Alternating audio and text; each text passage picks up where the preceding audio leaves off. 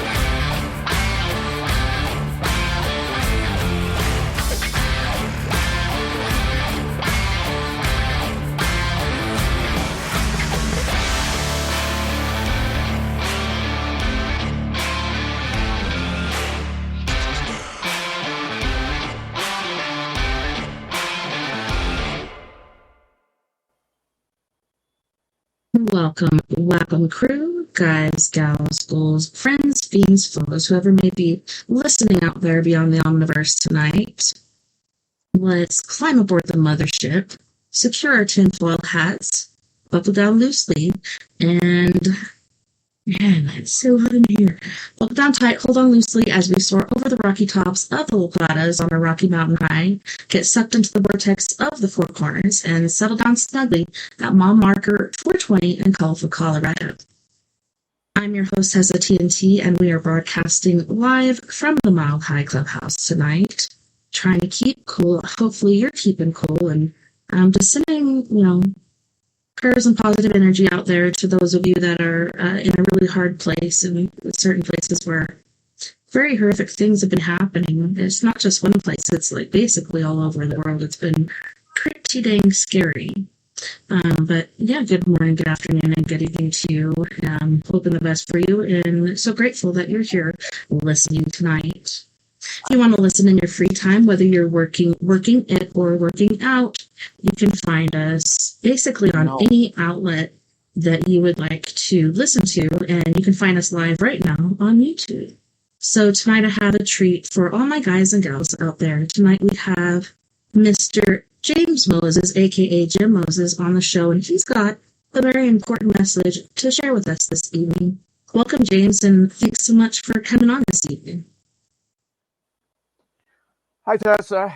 I know your listeners have not heard my voice in now just over 2 years, but with everything else that's gone on since, a lot of developments have arisen that I feel it is imperative, especially with the increasing realization that we're in some new times compared to what most of us have seen in the past.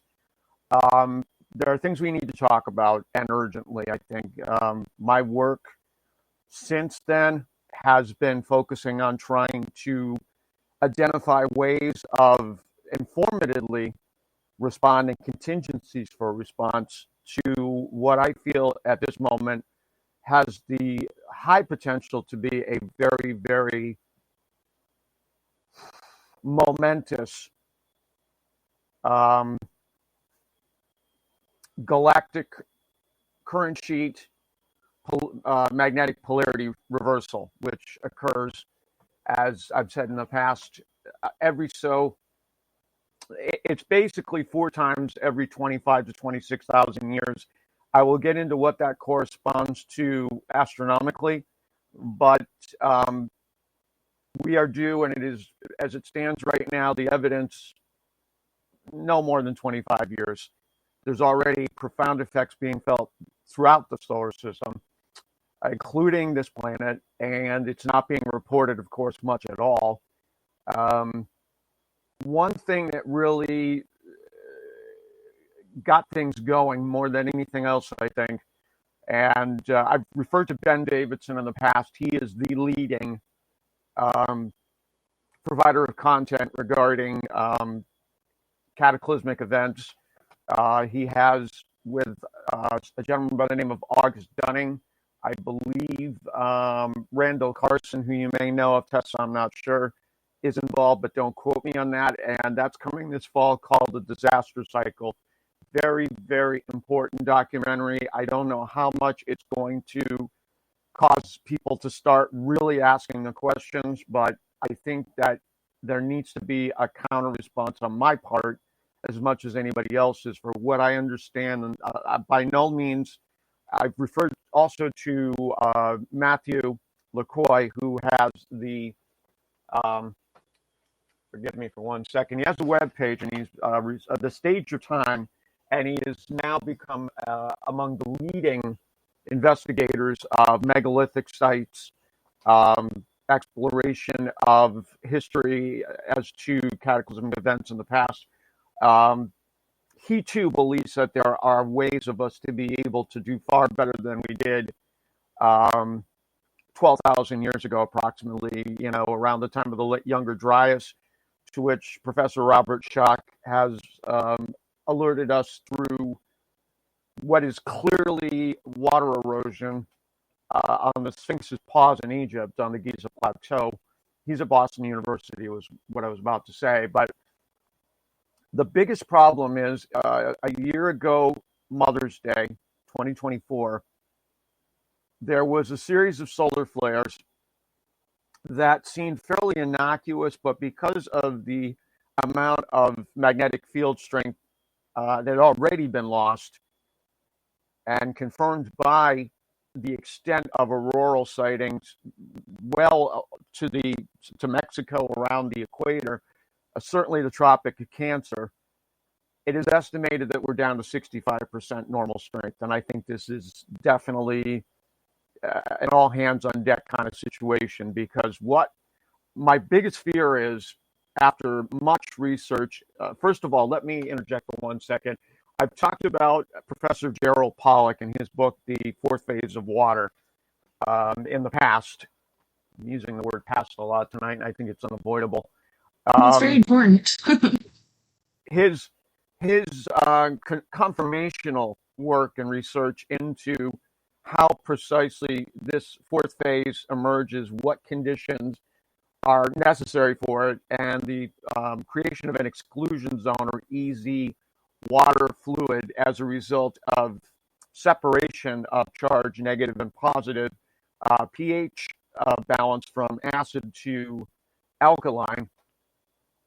And one of the biggest things I can say to all listening, there is no more important consideration with respect to enabling life than synthesis of solar infrared radiation. It's just absolutely the most important factor with respect to us even being here, and to be honest, the planet itself, perhaps, because of the fact it does constantly provide a measure of coherence and supports what a term I've never used in the past, but zeta potential, which I would have referred to then as aggregate or resonant potential, especially with respect to cells, because they don't have the capability of containing a lot of fluid, which in terms of being able to aspirate, respirate, take in oxygen, excrete any number of different things, cell membrane permeability is contingent upon the ability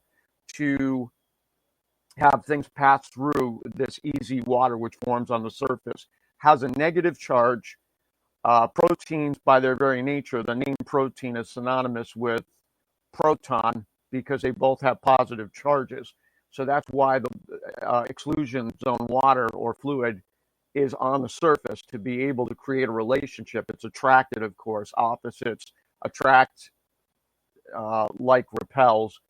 And a lot of the policies, shall we say, of the last 100 plus or more years have compromised zeta potential to such an extent, especially the practice of injecting. Bubba Wallace here from 2311 Racing. Funny thing about being fast, you end up waiting a lot. First to show up, first in line, then just waiting. Me, I rev up Chumba Casino. With over 200 social casino games, no slow lanes here. Why sit around when you can spin? I'm already racing. Your turn. Play for free at ChumbaCasino.com. Let's Chumba. Sponsored by Chumba Casino. No purchase necessary. VGW Group. Void where prohibited by law. 21 plus. Terms and conditions apply. Proteins directly into the bloodstream, which is something I'm going to corroborate in a minute. Bottom line is that I believe at some point the magnetic field, the Earth's magnetic field, is comparatively weak to begin with. If it goes under 50%, the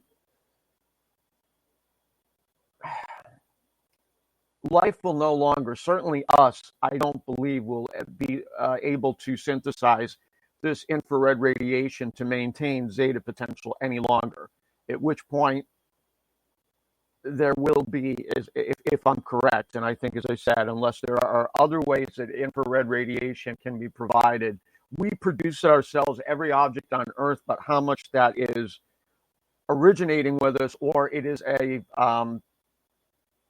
radiation that occurs because we're constantly receiving infrared radiation, I'm not sure. But I fear there's going to be a mass die-off as a consequence, because we will no longer be able to maintain our form. We will no longer be able to regulate collagen, which is directly related to that consideration. And our telomere length will not be, it will lose stability completely, at which point there will be rapid aging. And worst case scenario should be a situation that the amount of protons, they start cascading to an extent whereby there's no ability of the cells, tissues to compensate for it.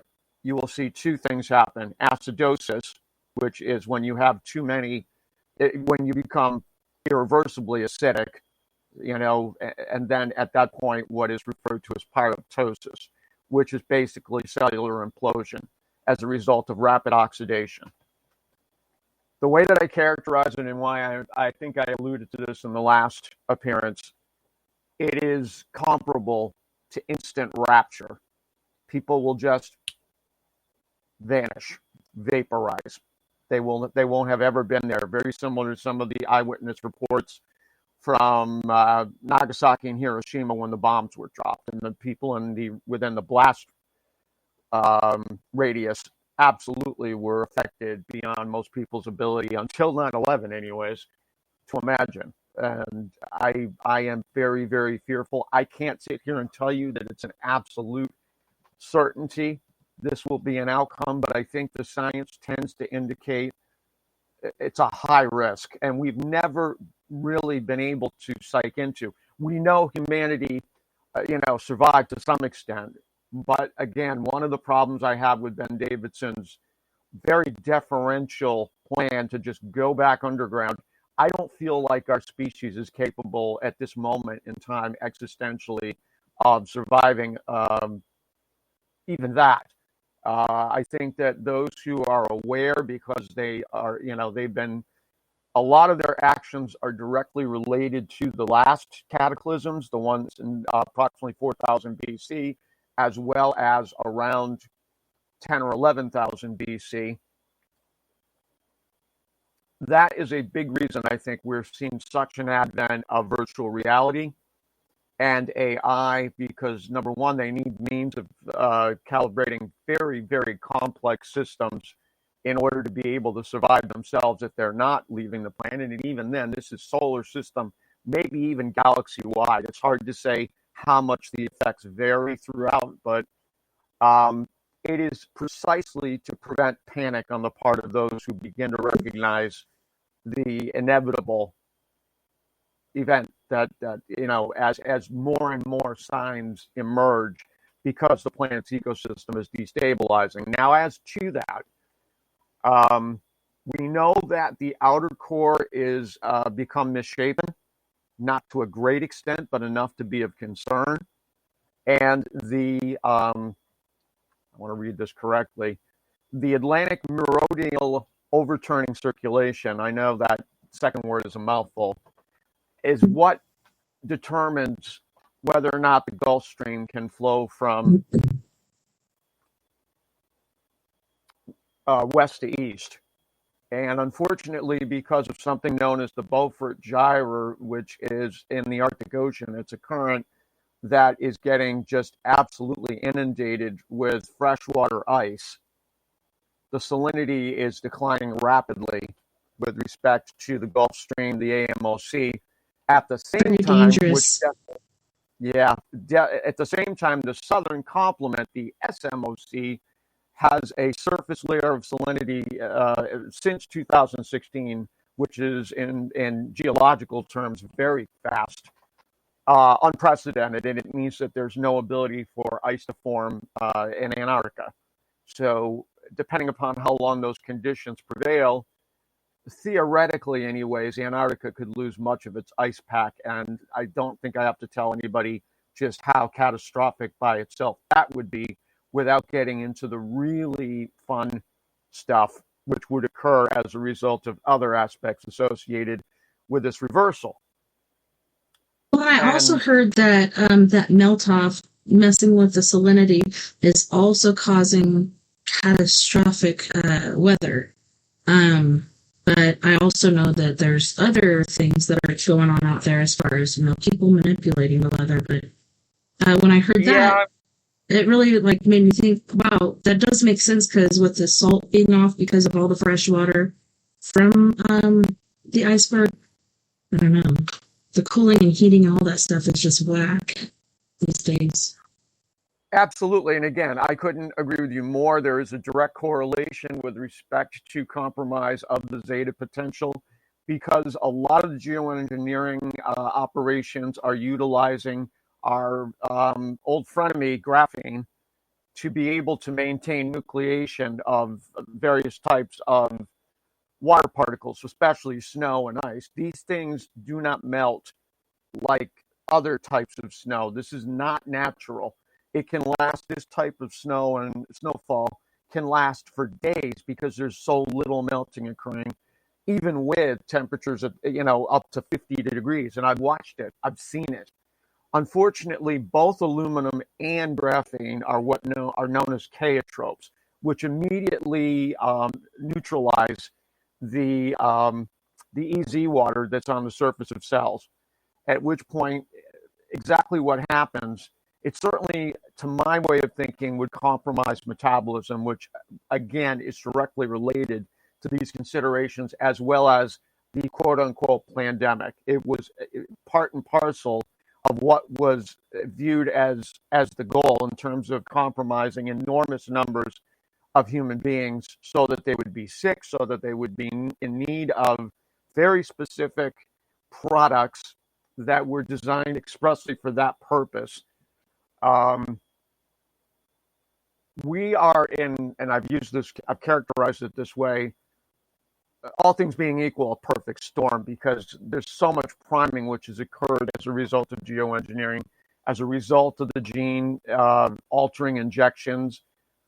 Because of their contents, there are 54 different metals and or conductive materials that were identified in a study.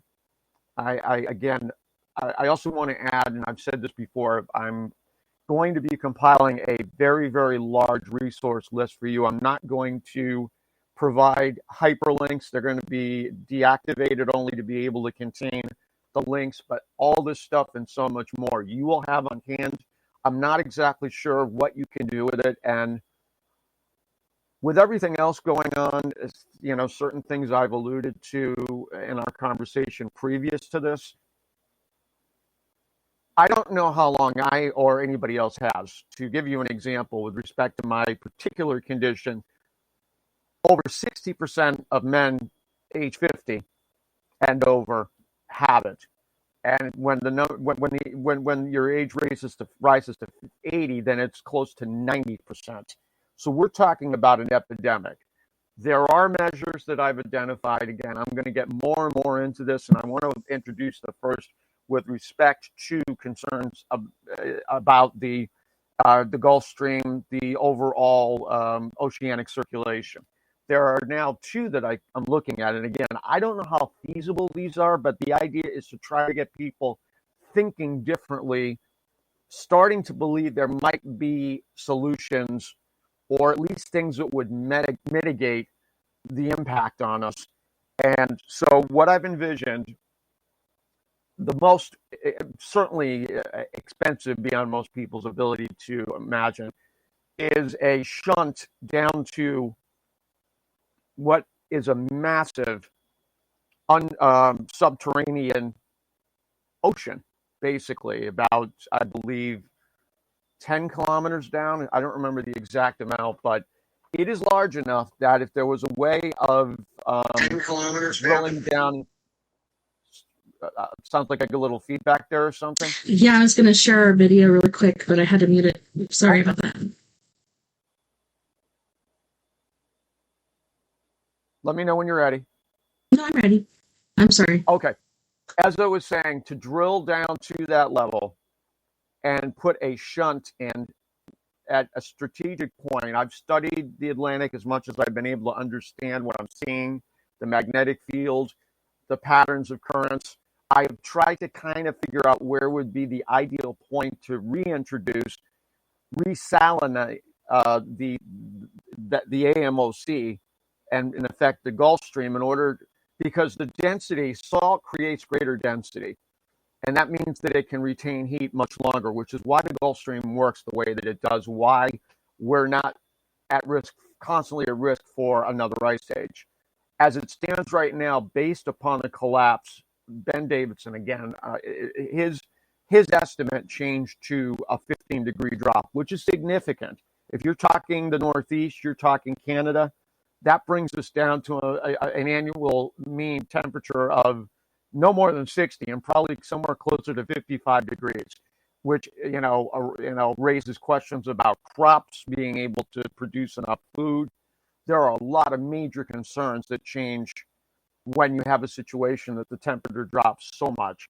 The worst case scenario is, I was starting to say, day after tomorrow, a full-on ice age.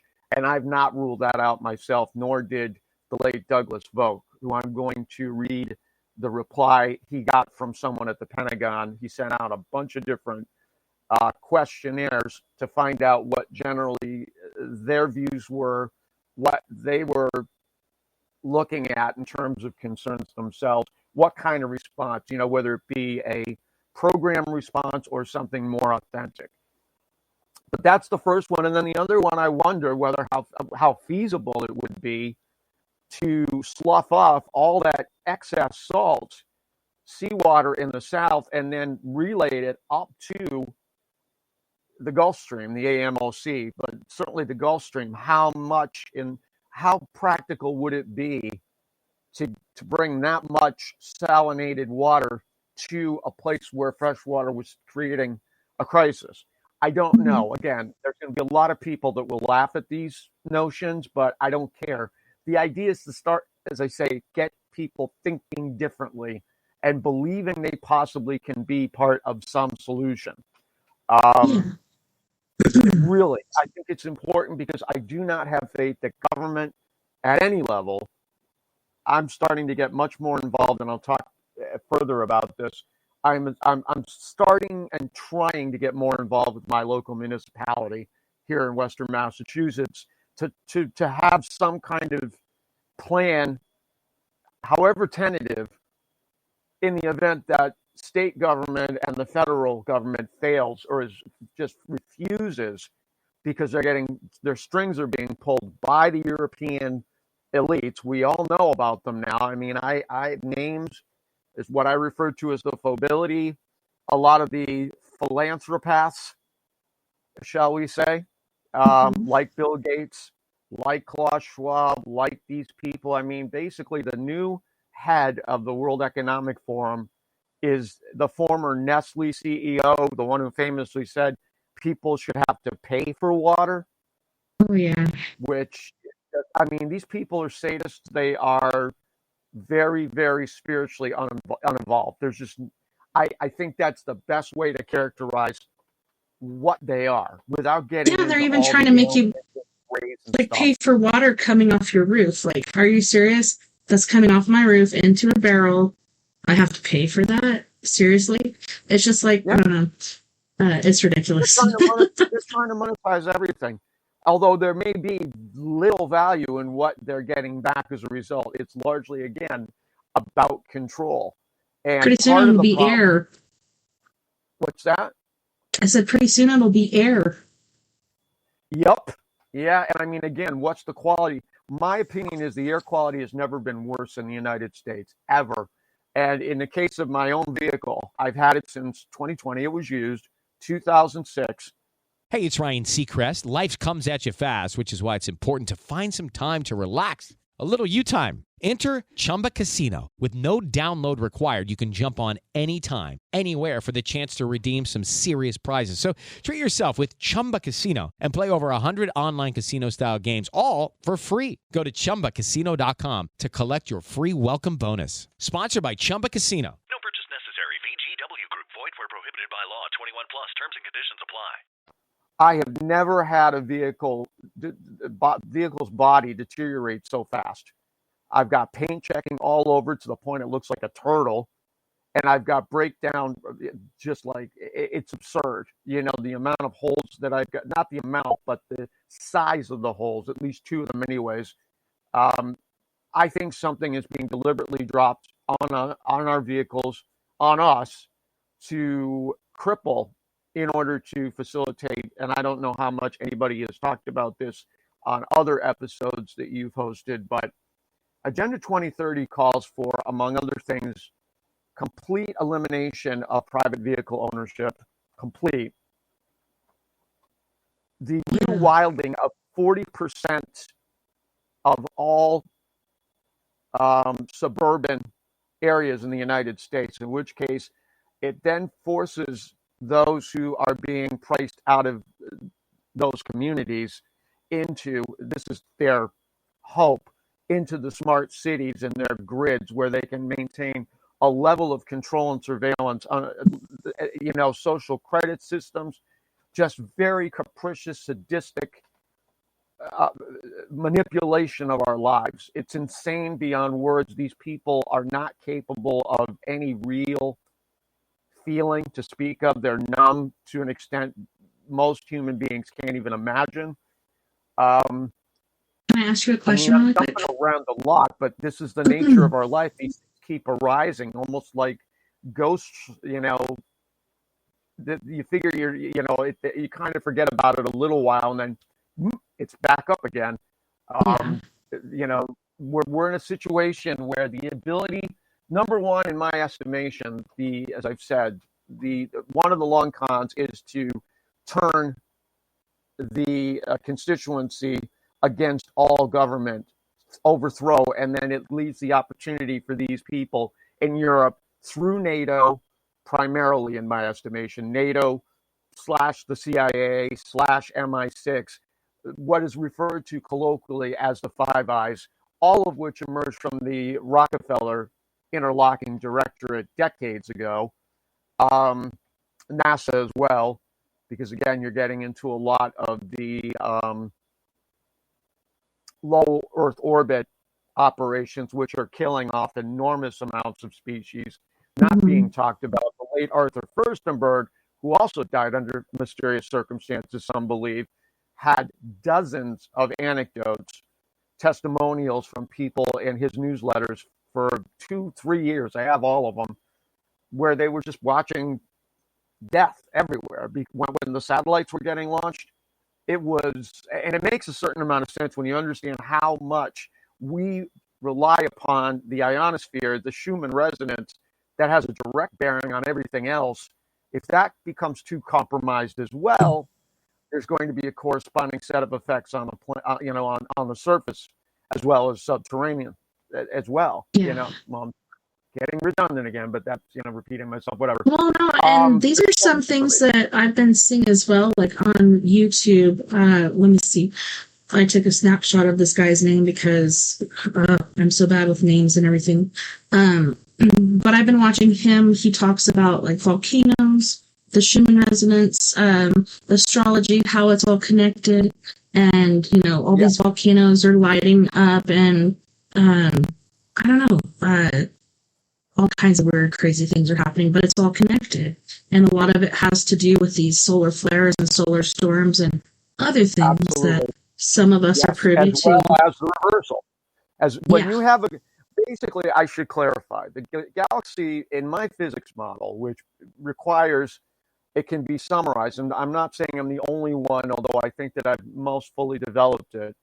It is very close in certain aspects to both Douglas Voigt's as well as Dr. Joseph Farrell's, and I'll get more into what's going on with him as well as Walter Bosley. You were tagged today on Facebook for the videos of interviews with Daniel of Dark Journalists. I mean, the amount of information that's emerging, what they're involved with, there's a confluence occurring. There's a very fast confluence of people having very similar ideas and wanting to respond as a consequence of that. Synergy, you could call it, harmonic resonance. There's a lot of euphemisms which would certainly fit the bill, but the galaxy, in order to not collapse or lose coherence, context, continually be able to respond to any number of different parts of it, has to exercise what I refer to as constructive cavitation, which is another way of describing gravitation, and a concept that still is not well articulated by science, classical science at all, in my estimation, or what also can be viewed as compensatory displacement. And I want to give an example. You've seen the commercials in the past, probably most of you, not all of you, a few of you probably are too young to remember this, but Ella Fitzgerald would hit a very high note on a Memorex commercial and shatter a wine glass because she had created resonance in the wine glass. And if that wine glass's surface area can't compensate for the amount of stress that's occurring to the crystalline matrix allowing for glass to be produced, it shatters. It loses coherency, disintegrates. So that's why the galaxy has to do what it does every 6 to 12,000 years. It basically reverses polarity in the cycle because it's so large.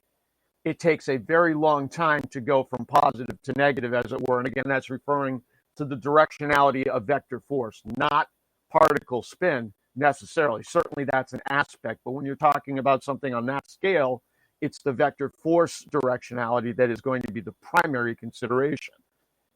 Naturally, that is going to produce enormous concussion waves, which are already hitting the solar system.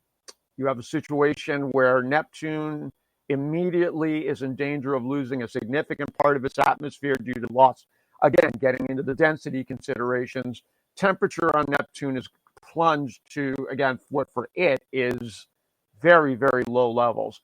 And as a result of that, the possibility of its losing its atmosphere is very high. There's already signs of that the James Webb Telescope has detected. So Neptune will probably never be the same again after this reversal. That's how bad this thing could be and looks like it's going to. You have a situation where Saturn is already being affected profoundly in terms of the rings, in terms of its rotational attitude. Jupiter, same situation. There are large storms emerging other than the Great Red Spot. You've got Mars, which is now beginning to recapture or revive its magnetic field, which, again, whether or not is some sort of help occurring in a secret space program is a reasonable question with everything else we know, Elon Musk being so hepped up to get there. And of Yeah, course, I as don't I get said, that. there's a lot of major things happening in the solar system. The sun's obviously included. And one of the questions I posed to the audience, or not to the audience, but I posed it, was whether or not the 2014 NASA multi-magnetic system, I can't remember, I've got it right here. Hold on one second. Magnetospheric multi-scale mission, the MMS, as improbable as some people might believe, whether or not it was capable of creating wormholes or what are known as magnetic reconnection, stabilizing in many ways in order to be able to regulate solar chemistry in terms of the ratio of helium to hydrogen ions, isotopes, because that has direct bearing as to the sun's own stability. The mercury, as I said, plays a definite role, and there's evidence that it did not start its existence right next to the sun, that it was flung by something. And I mean, there's enough candidates, the possibility of a planet that was either impacted or exploded in between Mars and Jupiter, although that debate goes on. You've got the Kuiper Belt out beyond Neptune, which is even larger, although perhaps not as dense. Hard to say for sure, although I imagine that the probes Pioneer and Voyager both have determined the density factor with the Kuiper Belt. The Oort cloud, even beyond that, which is pretty much the heliopause, which means that it is regarded as the place where the solar system ends and intergalactic space, or not intergalactic, but galactic space begins. We are in a situation where, from everything that I see, there's got to be some sort of acknowledgement that this is happening. What exactly this is, it's too soon to say definitively, but in short, it's nothing personal, Earthlings. It's just that the galaxy has to do this. This is nature. This is not a deity. This is the natural forces which are required in order to maintain conditions that allow for life anywhere in galaxies. It's probable, because of the fact that singularities, this type of dynamic to which I refer as part of my model, exists everywhere throughout nature at every scale, that every galaxy this can be said of. I think that that becomes very critical, but at the same time, I also have seized upon a saying that I think really describes the relationship between us and our existence. There is nothing beyond belief. We, as distasteful as it may be to people who are more religious, facilitate the existence from those natural forces of an archetype that can act ostensibly on our behalf. But that took thousands and thousands of years to create a level of belief and resiliency that, as a result of speaking to it, things happen. We are the ones doing the facilitating, even though these entities, these constructs, are what allow for us to be able to have them come to pass, if that makes any sense. Again, I am not religious. I've made that very clear.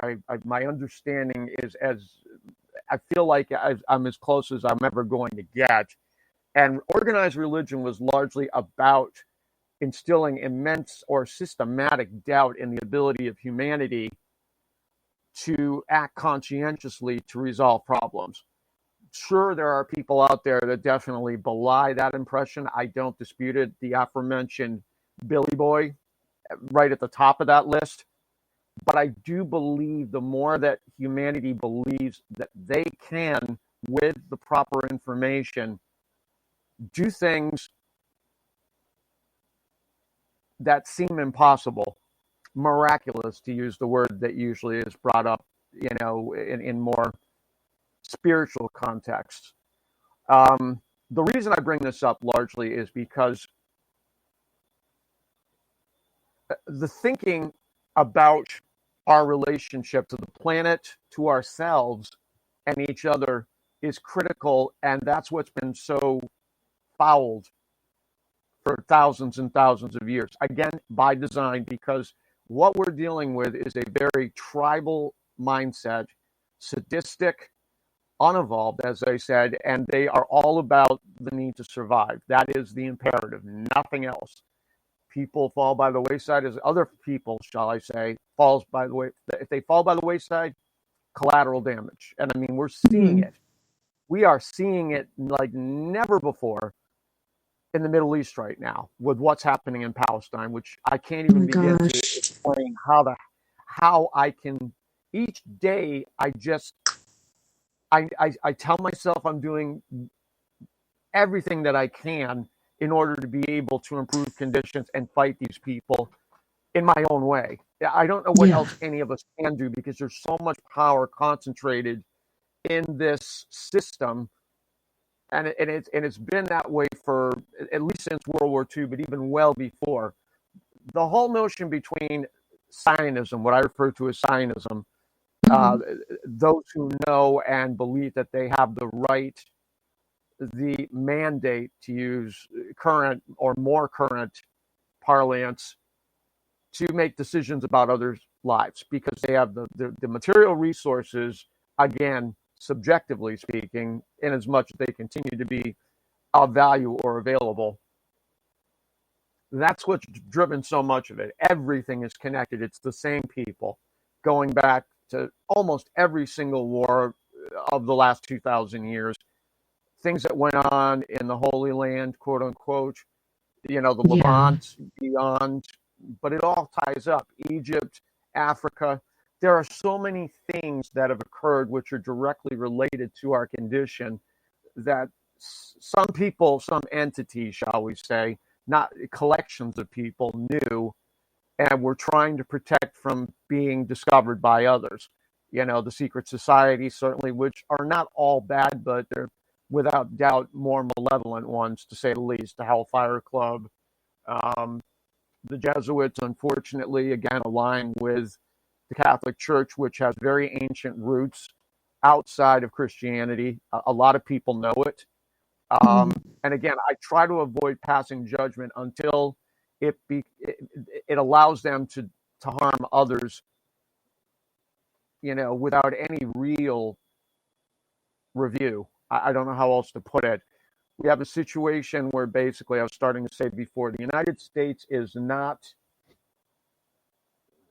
functional by any reasonable measure. We have no real ability to communicate what's good for us, our wishes, to those who would purport to represent us.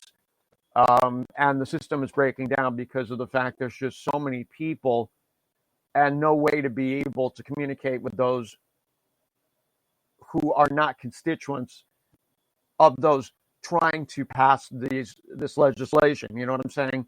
Things that will impact our lives adversely without a doubt. No question about it. There are a lot of very stupid people in government. I'm just going to say it straight up. Yeah, that's true. The term I've arrived at is institutionally ignorant and narcissistic. Yes. Because that's where they derive from. From where they all derive their value.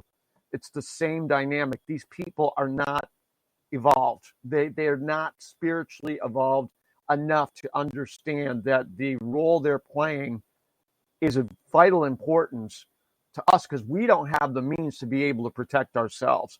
That seems to have pretty much gone by the wayside entirely. We are plagued by a legion of narcissists, which means they have to glorify themselves at every turn. And you see it. And again, how much of it is overcompensation, reverse psychology, 8-dimensional chess to use. Again, I have no use any longer for a lot of I never really did to begin with, but in as much as I wanted to see there be a real change in the ability of us to impact policy, American policy, global policy, whereby there was a real interest in respecting people's rights, which seems to be it seems like it's evaporated to no small extent. There are the occasional victories.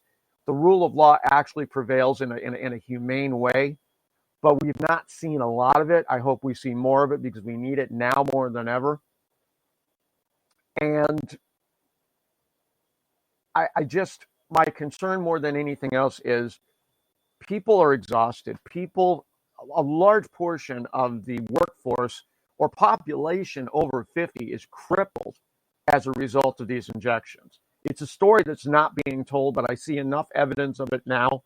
I can't tell you a percentage, but as I've said, my belief is there are no less than 10 million dead as a direct result of having taken these injections. And that's no accident. There was a deliberate depopulation effort being made, and I want to read Volk's, the reply Volk got from this person at the Pentagon momentarily, but they can't. One of the biggest problems is they don't. Not only can't they don't want to fulfill public obligations, Social Security, Medicare, all the retirement accounts. In Europe, a lot of those have been exhausted. There have been what are known.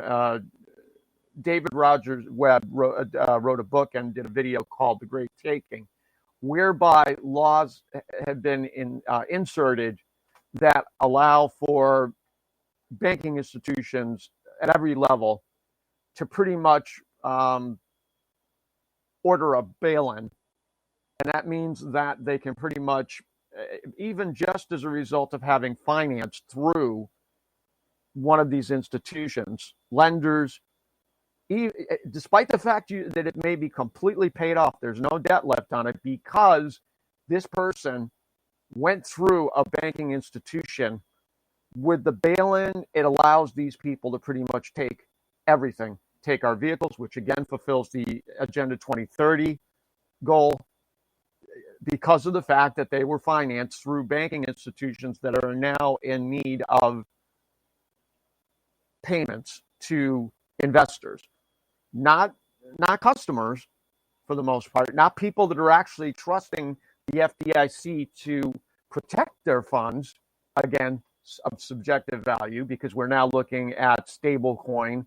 Hello, it is Ryan, and we could all use an extra bright spot in our day, couldn't we? Just to make up for things like sitting in traffic, doing the dishes, counting your steps, all the mundane stuff. That is why I'm such a big fan of Chumba Casino. Chumba Casino has all your favorite social casino-style games that you can play for free anytime, anywhere with daily bonuses. So sign up now at ChumbaCasino.com. That's ChumbaCasino.com. No purchase necessary. VGW Group. Void where prohibited by law. 21 plus. Terms and conditions apply. Digital currency that once more is part of the smart grid that will allow the social credit score, the ESG, as it were. And like I say, they could starve people to death with very little difficulty. They'd be on their own. There would be great mass conflict because people would be in survival mode just like them. But as this respondent says, I'm going to read it. Vote basically titles it, "My Correspondence with Government and an Unusual Reply." His opinions at the Pentagon. Quote, "Intentional depopulation in the near term appears likely. Underscore, much of the underground infrastructure required may already have been constructed. It appears that the true U.S. government debt may exceed 91 trillion, which is 70 more than Catherine Austin Fitts, who found out 21 trillion had been siphoned off as a result of accounting exercises, shall we say, in the Bush administration, the Poppy's administration, the father, not the son.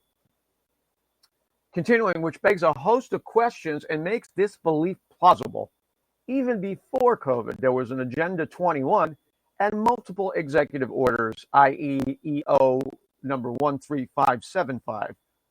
I believe that there is a planned global movement towards fascism. You can also read Zionism with that, with the end of facilitating the carefully orchestrated and significant implosion of global populations, with special emphasis on the elimination of Kissinger's, quote, useless eaters. Reducing the population and increasing controls will have multiple benefits for its executors. It facilitates pre-planned reduction in human footprint and resource allocation. Smaller populations to manage with increased controls over them make for more nimble and effective workforces, farmers, and genetic stock. That's very important in light of the mRNA injections. Continuing, depopulation efforts also facilitate a timely drawdown of nuclear power plants globally, well ahead of the worst of the seismic disruptions, i.e. tsunamis, volcanoes, earthquakes, continuing, and general population panic. These drawdown measures preclude the possibility of fallout from a few dozen Fukushima or Chernobyl equivalents, dooming repopulation efforts, end quote. Yeah, and I totally agree with that. Yeah. All of this stuff is connected. The solar flares, solar storms, volcanoes, earthquakes, tsunamis, all go hand in hand.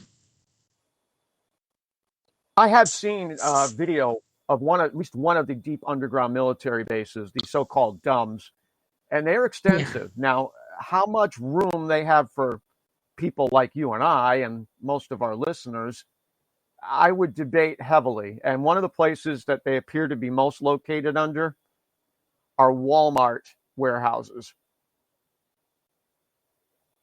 In the United States, I heard Denver Airport.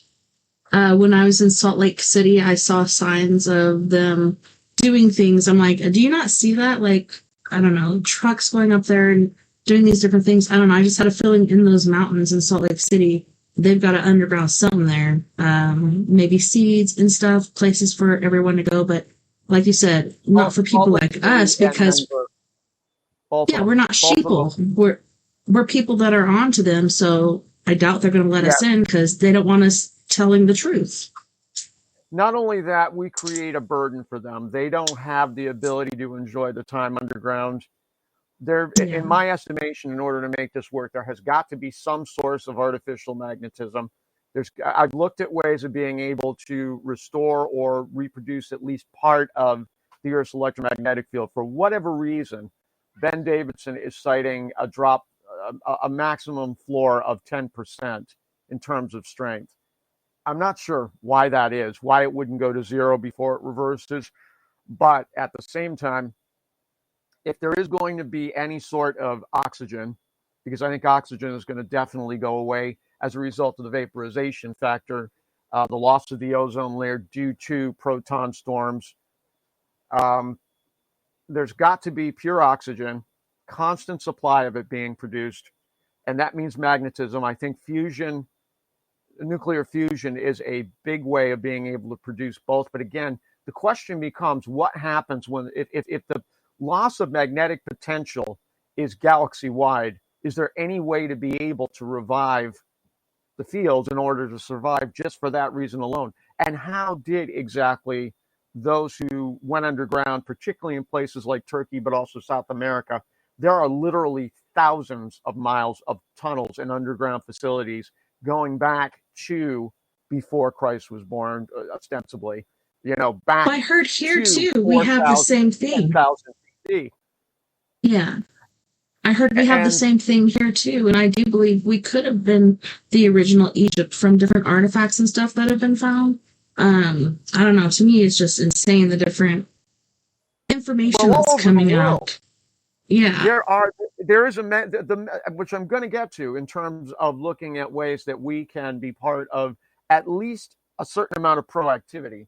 There are, as you're well aware, all over the world, almost without exception, megalithic complexes. They're not just there for ceremonial exercises or even astronomical. That's part of the equation. I believe, as does Peter Shampoo, who I've been in communication with regarding this particular idea that I've arrived at in terms of a means of response somewhat immediately. The fact that, and I mentioned this, I think, and possibly mentioned this in my last appearance, the fact that the Great Pyramids in particular, but probably other ones, doesn't have its capstone, which was gold or platinum, something, whatever was on top of it, stabilized the process of converting telluric energy, which is the most benign form of planetary resonance. Seismic would be the most profound, ultimately. That's the level where you would refer to it as such.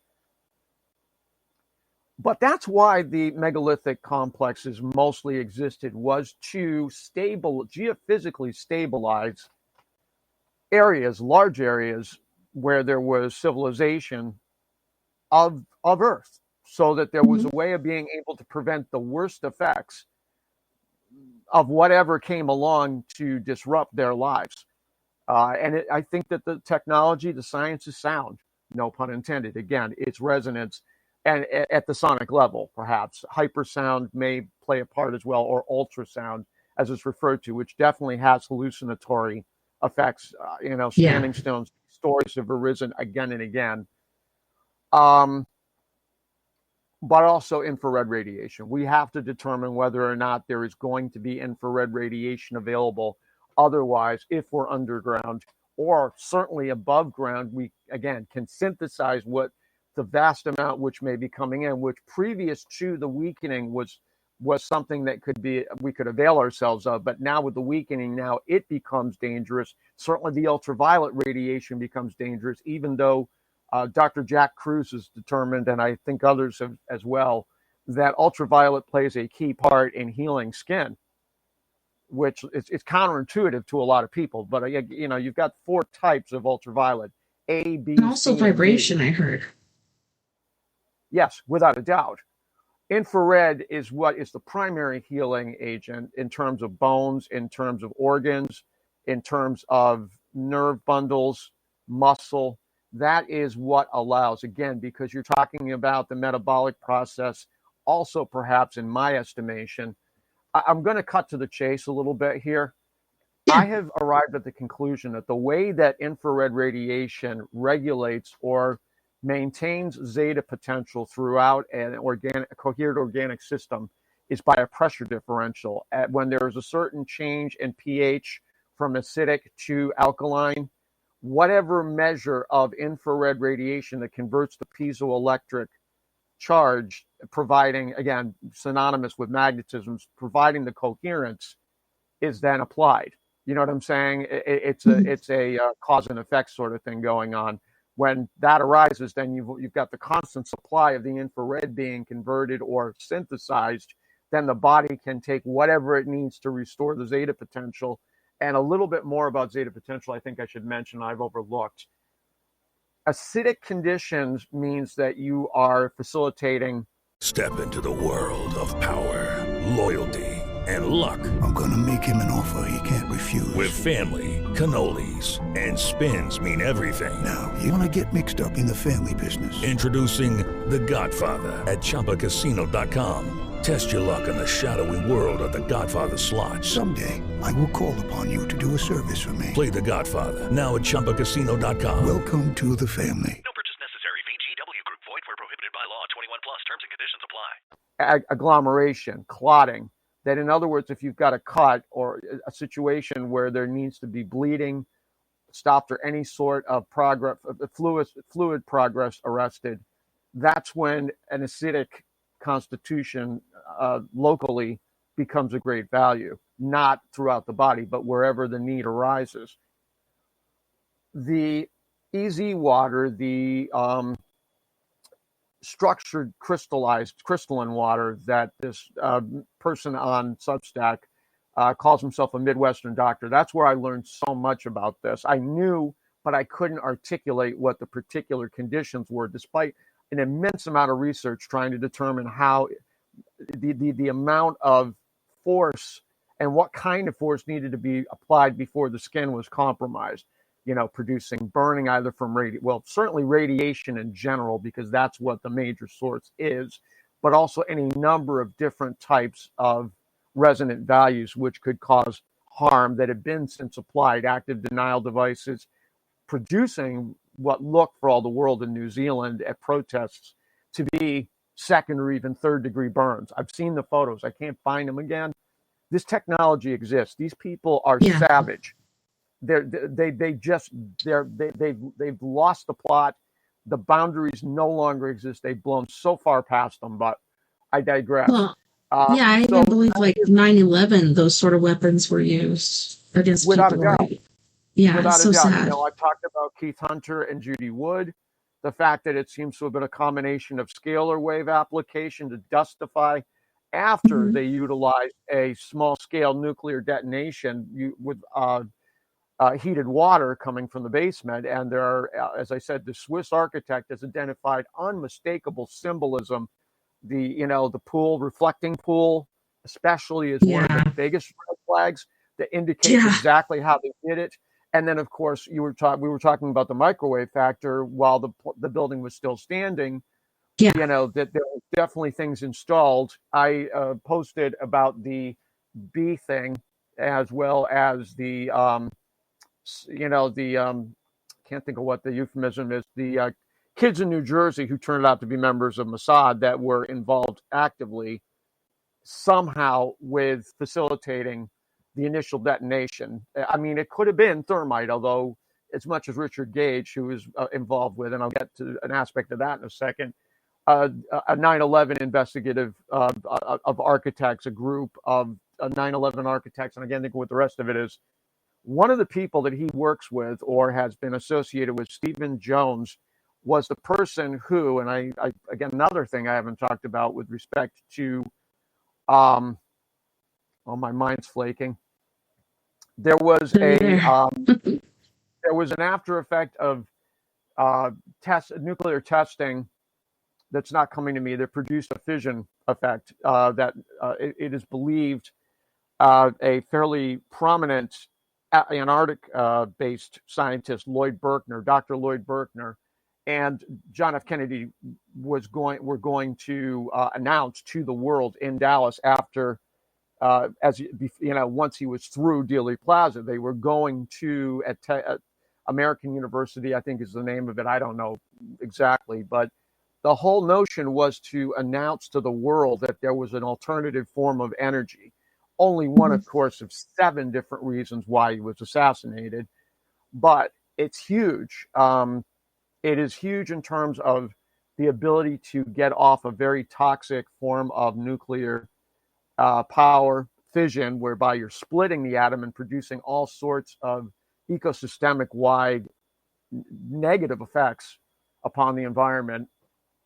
But what I was alluding to is, you may remember, or you may not, some of the listeners may, in the late 80s, I believe it was 88, Stanley Pons and a gentleman, last name of Fleshman, had announced they discovered what was known as cold fusion.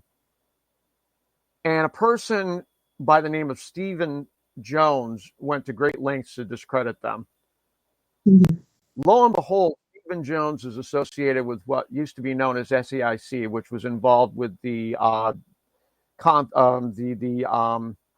dispensation of 9/11 wreckage, ruin material.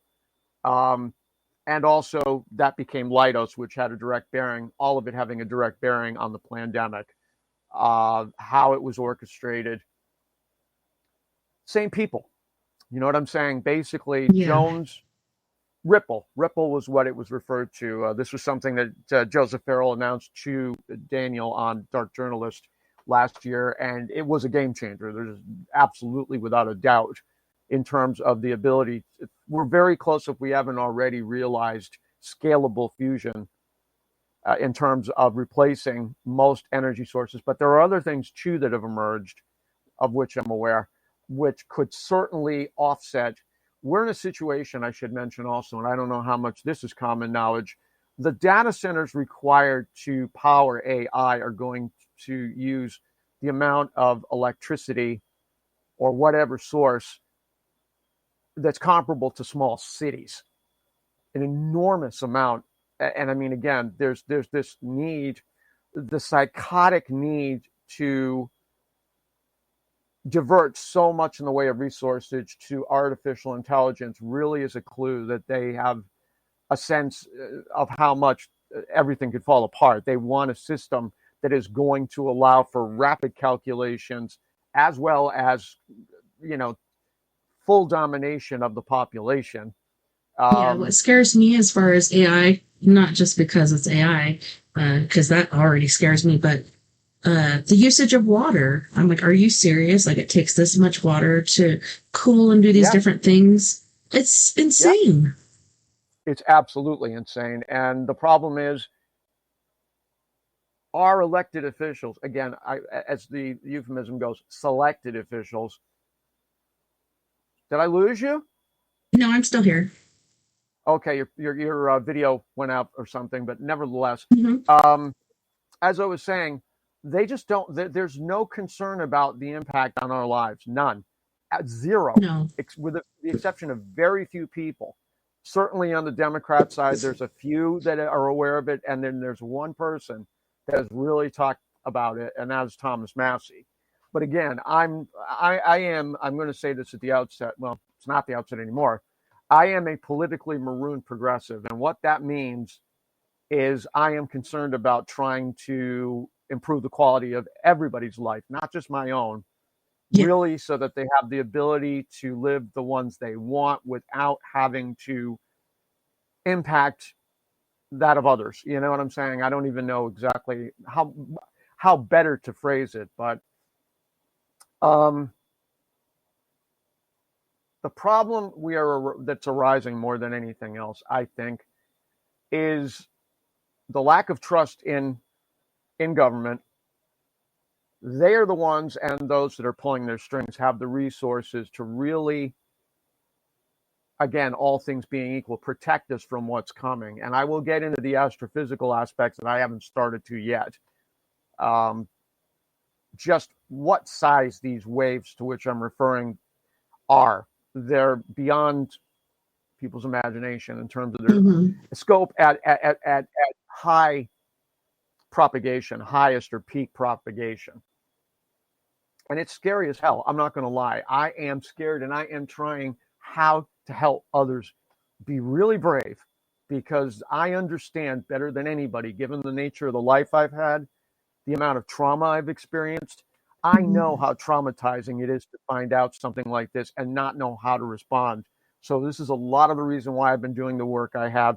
I hope that people important to me will hear this broadcast and understand me better than they ever have, know why it was I did the things that I did.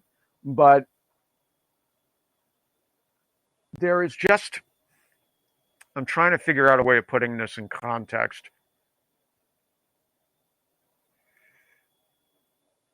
We are in a situation where so much of our environment is toxic to us.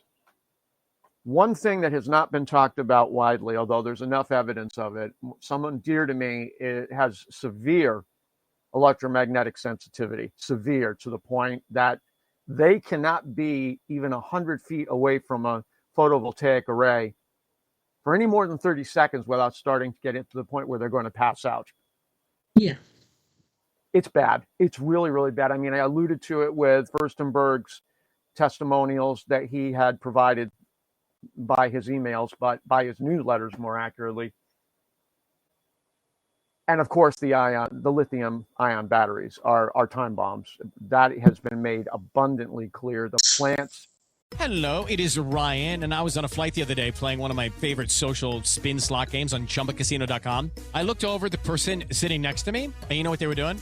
They were also playing Chumba Casino. Everybody's loving having fun with it. Chumba Casino is home to hundreds of casino-style games that you can play for free anytime, anywhere. So sign up now at ChumbaCasino.com to claim your free welcome bonus. That's ChumbaCasino.com and live the Chumba life. Sponsored by Chumba Casino. No purchase necessary. VGW Group. Void where prohibited by law. 21 plus. Terms and conditions apply.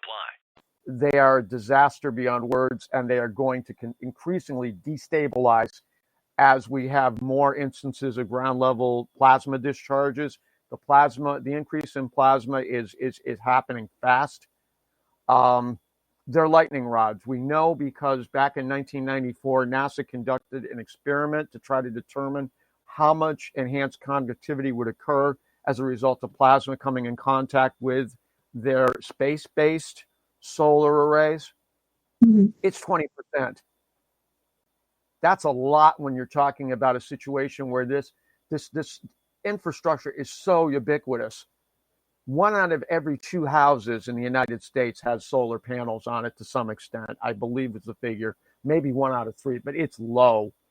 They've been talked into getting this stuff. It's not efficient. Hydrogen, geothermal, those were things probably to be looking at, which would have really helped to bridge the gap before fusion became It takes tons of widely available. batteries. But that's going to exacerbate the likelihood of first acidosis and then pyroptosis, the vaporization of life, wide scale. I mean, just like a firestorm swept over these people, an invisible one, I should qualify, because, I mean, again, there may be instances where you can see the effects individually, but it's not going to necessarily be apparent, except that you'll see almost like a domino effect in the instance of those in close proximity to each other. I wish I was wrong, but the science is speaking very loudly to this. And I'm not the only one that's recognized it either. One of the measures, two of the measures I'm looking at, I will get into a little bit more, but one of the keys is to introduce a reliable radioprotective agent throughout the ecosystem, utilizing the very infrastructure which allows for geoengineering operations, hijacking it, commandeering it, and then trying, once it's determined which is the best combination perhaps of radioprotective agents, natural ones, I want to qualify that, and then distribute it throughout the ecosystem. So to make sure that the likelihood of oxidization and pyroptosis is reduced significantly, because you won't have the same kind of reactive oxygen species result from the exposure to the radiation. You know, the cosmic rays, the X-rays, the protons, you know, coming from the sun as a result of what would be an extraordinarily large coronal mass ejection, what's referred to as a micronova. Literally, part of the sun is novaing, it's exploding. In effect, because it's being large quantities of dust and a high degree of agonization of its stability is occurring as a result of the gravitation, as not the gravitational waves, the concussion waves, vector force waves. Same general idea. They're coming about as a result of the reversal, the collapse, the constructive collapse of the galaxy's core in order to reverse to the other. Again, because you're dealing with such a large surface area with this galaxy. So that is a big step, and it's a very, very, very difficult job to try to go through and determine which works best. I mean, you've got the traditional one, you've got iodine, which we know and was used in Japan for those that were still alive to try to offset the effects of the radiation. We've got ostensibly chlorine dioxide, although that's, again, in terms of radiation, it's never, I don't know how much it's been tested, but theoretically there's a possibility. You've got melatonin, which is a very, very good radioprotective agent, apparently, which I'm taking. You've got... I take it every night. Just to try to get to sleep, but yeah, I take melatonin every night. Yep, it's very, very good. It's a cancer preventative. Again, probably for some of the same reasons, to regulate how oxygen is utilized, in part because something about cancer cells that is was made very clear by Warburg, out of Warburg in particular, but also subsequently has been demonstrated, is that when there's an anaerobic situation, hypoxia ends up being the condition, they kind of take it upon themselves for the sake of survival, almost analogous to these creatures in Europe and elsewhere that are trying to save themselves. It's the same general idea. They are a cancer by definition in terms of their behavior. And the key basically becomes restoring healthy metabolism. Now, with COVID-19, the game was to compromise metabolism and the electron transport chain, which I believe, because of the fact you're talking about negative charge, is providing infrared radiation as well to maintain structure. The way that they compromised it was attacking the endothelial layer in the lungs, which in turn went into the interstitial fluid, the fluid in between organs and systems. That got carried through other systems to debilitate and I should qualify this because, again, there's a lot of questions as to how authentic. We know that COVID-19 was more than likely radiation poisoning, really. I mean, the symptoms are identical, almost straight up and down. Beverly Rubik demonstrated this with her study. There have been other more extensive ones that really demonstrated this particular attribute, and it's certainly the amount of manipulation subsequent with the vaccine, the amount of what's known as, and this is something that was developed at both MIT and Rice University in Texas jointly, Tesla-phoretic potential of programmable matter that was part of the injections. The graphene, the liquid nanoparticles containing what are known as spions that are throughout some of our products, unfortunately. I wish they weren't. And basically are similar to magnetoferritin, which can be manipulated. Wasn't there also like a protein and different things like that to mutate the genetic field? Absolutely, without a doubt. Those are the, again, I'm getting to that momentarily. You're just ahead of me where that's concerned. Sorry. Yeah, I'm sorry.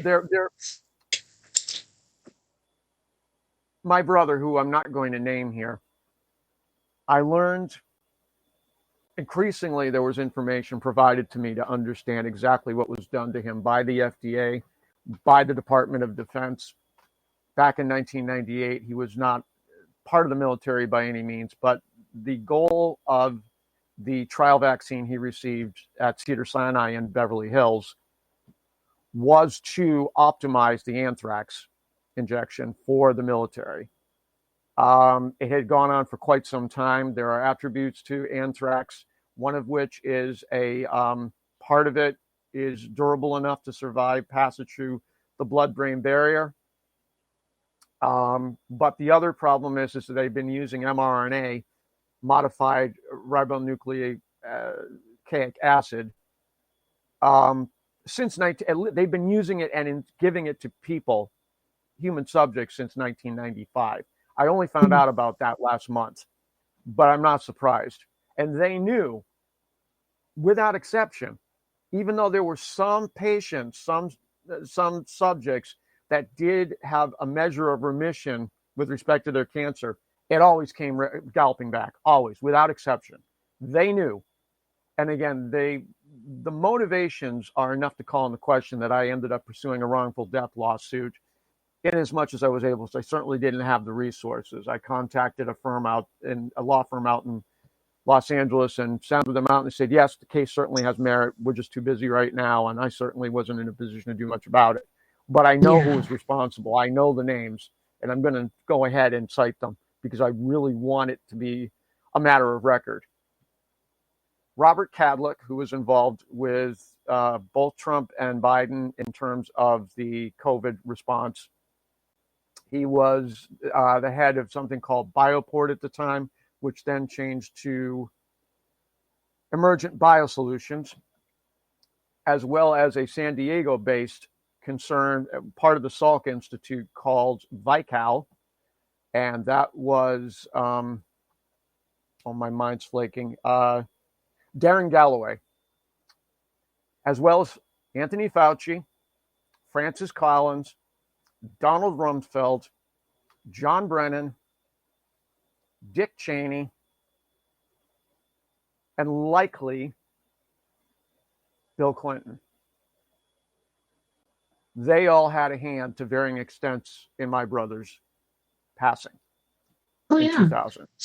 And it's not like they intentionally just focused on him. It was anybody and everybody that they could, He certainly was one of the earliest, I suspect, because I don't think that I can remember. Like a test subject? Yeah. Again, they only started disclosing the existence of SARS-CoV-1 in 2002, which, again, it's directly in relationship to both 9/11 and the anthrax scare. I've told you some of what I experienced, not direct, but vicariously enough, which was very distressing for me. And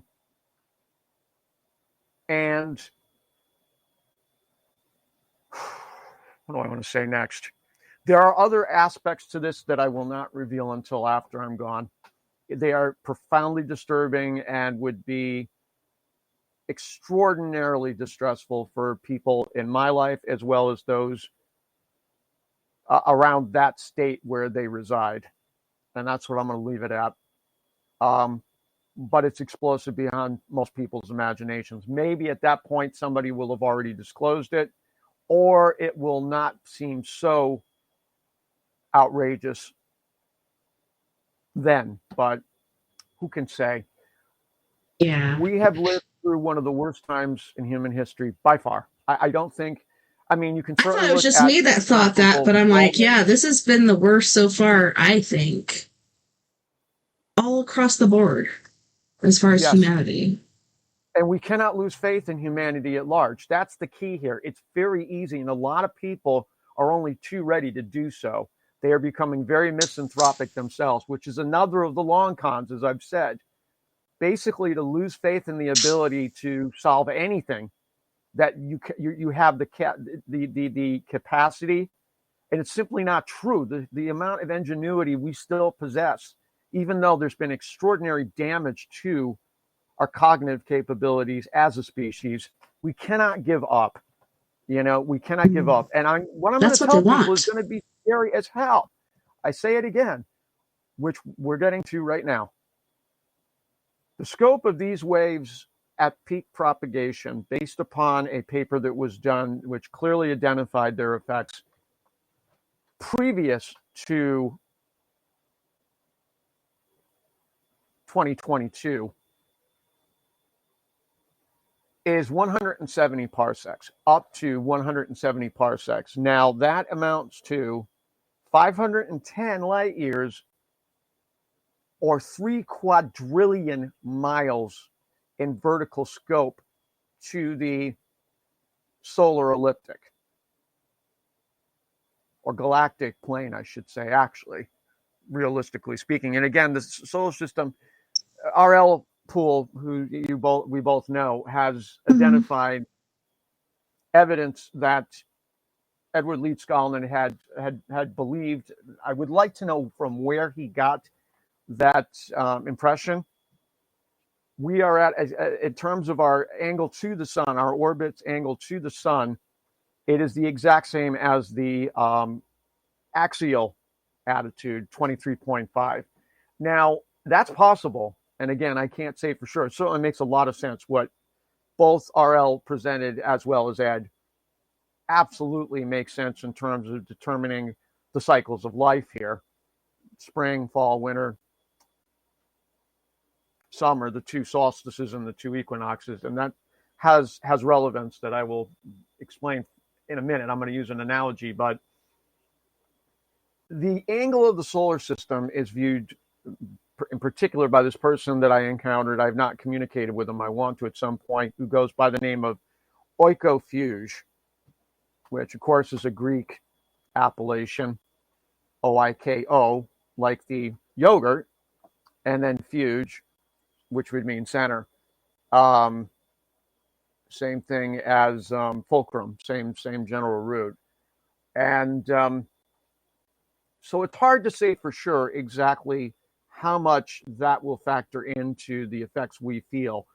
If the angle of the Earth's orbit to the sun changes significantly, it absolutely will be catastrophic by itself, whether or not there is the worst, a 90-degree axial tilt.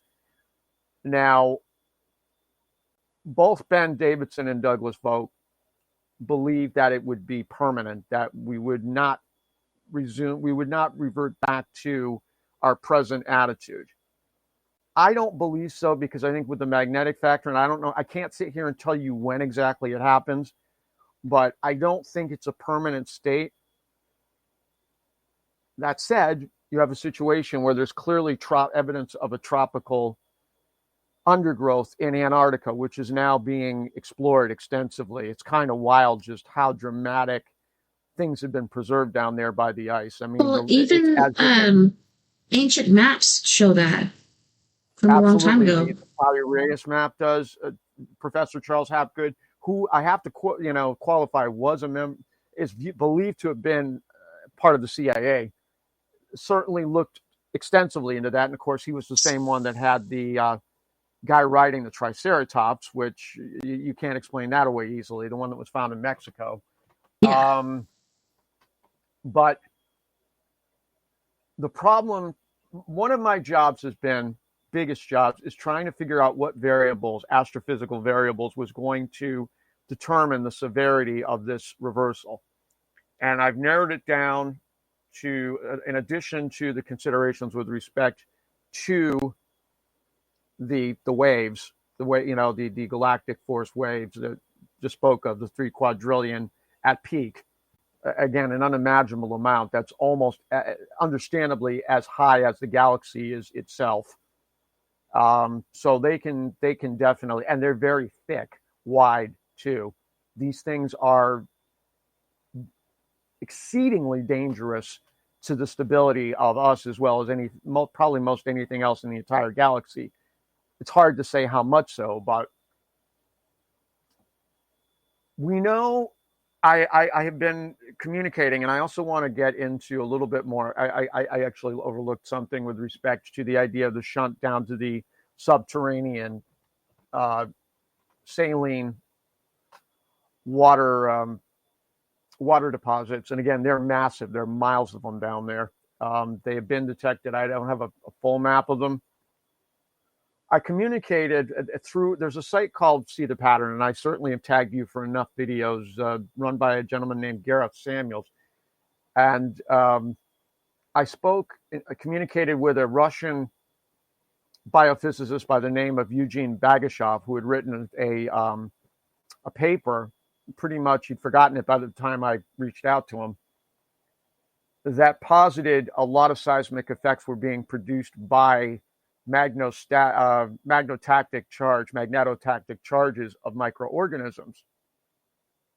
And I thought to myself, there's an interesting thought, but it also explains a lot of other things, and a major concern with respect to what I'm proposing, because the risk for a phrase you've heard quite often now, gain of function, whereby attributes these microorganisms would take on could present an extinction event level threat to life on the planet, certainly humanity, if something were to go sideways. They had just discovered that there is definitely an evolutionary process that has occurred with oil-based life forms in the Great Lakes, and Lake Erie specifically, which it's like the X-Files all over again. I mean, there's so much of the X-Files where I said today with respect to Fox Mulder's sister's kidnapping, abduction, which is revealed by Daniel in both Dark Journalist installments I shared and tagged you for. There's just so much that is being corroborated in terms of the ideas that series presented, as well as the lone gunman in terms of 9/11 being, predicted quite accurately by remote operation of a remote operation of a plane in order to drive it into the Twin Towers.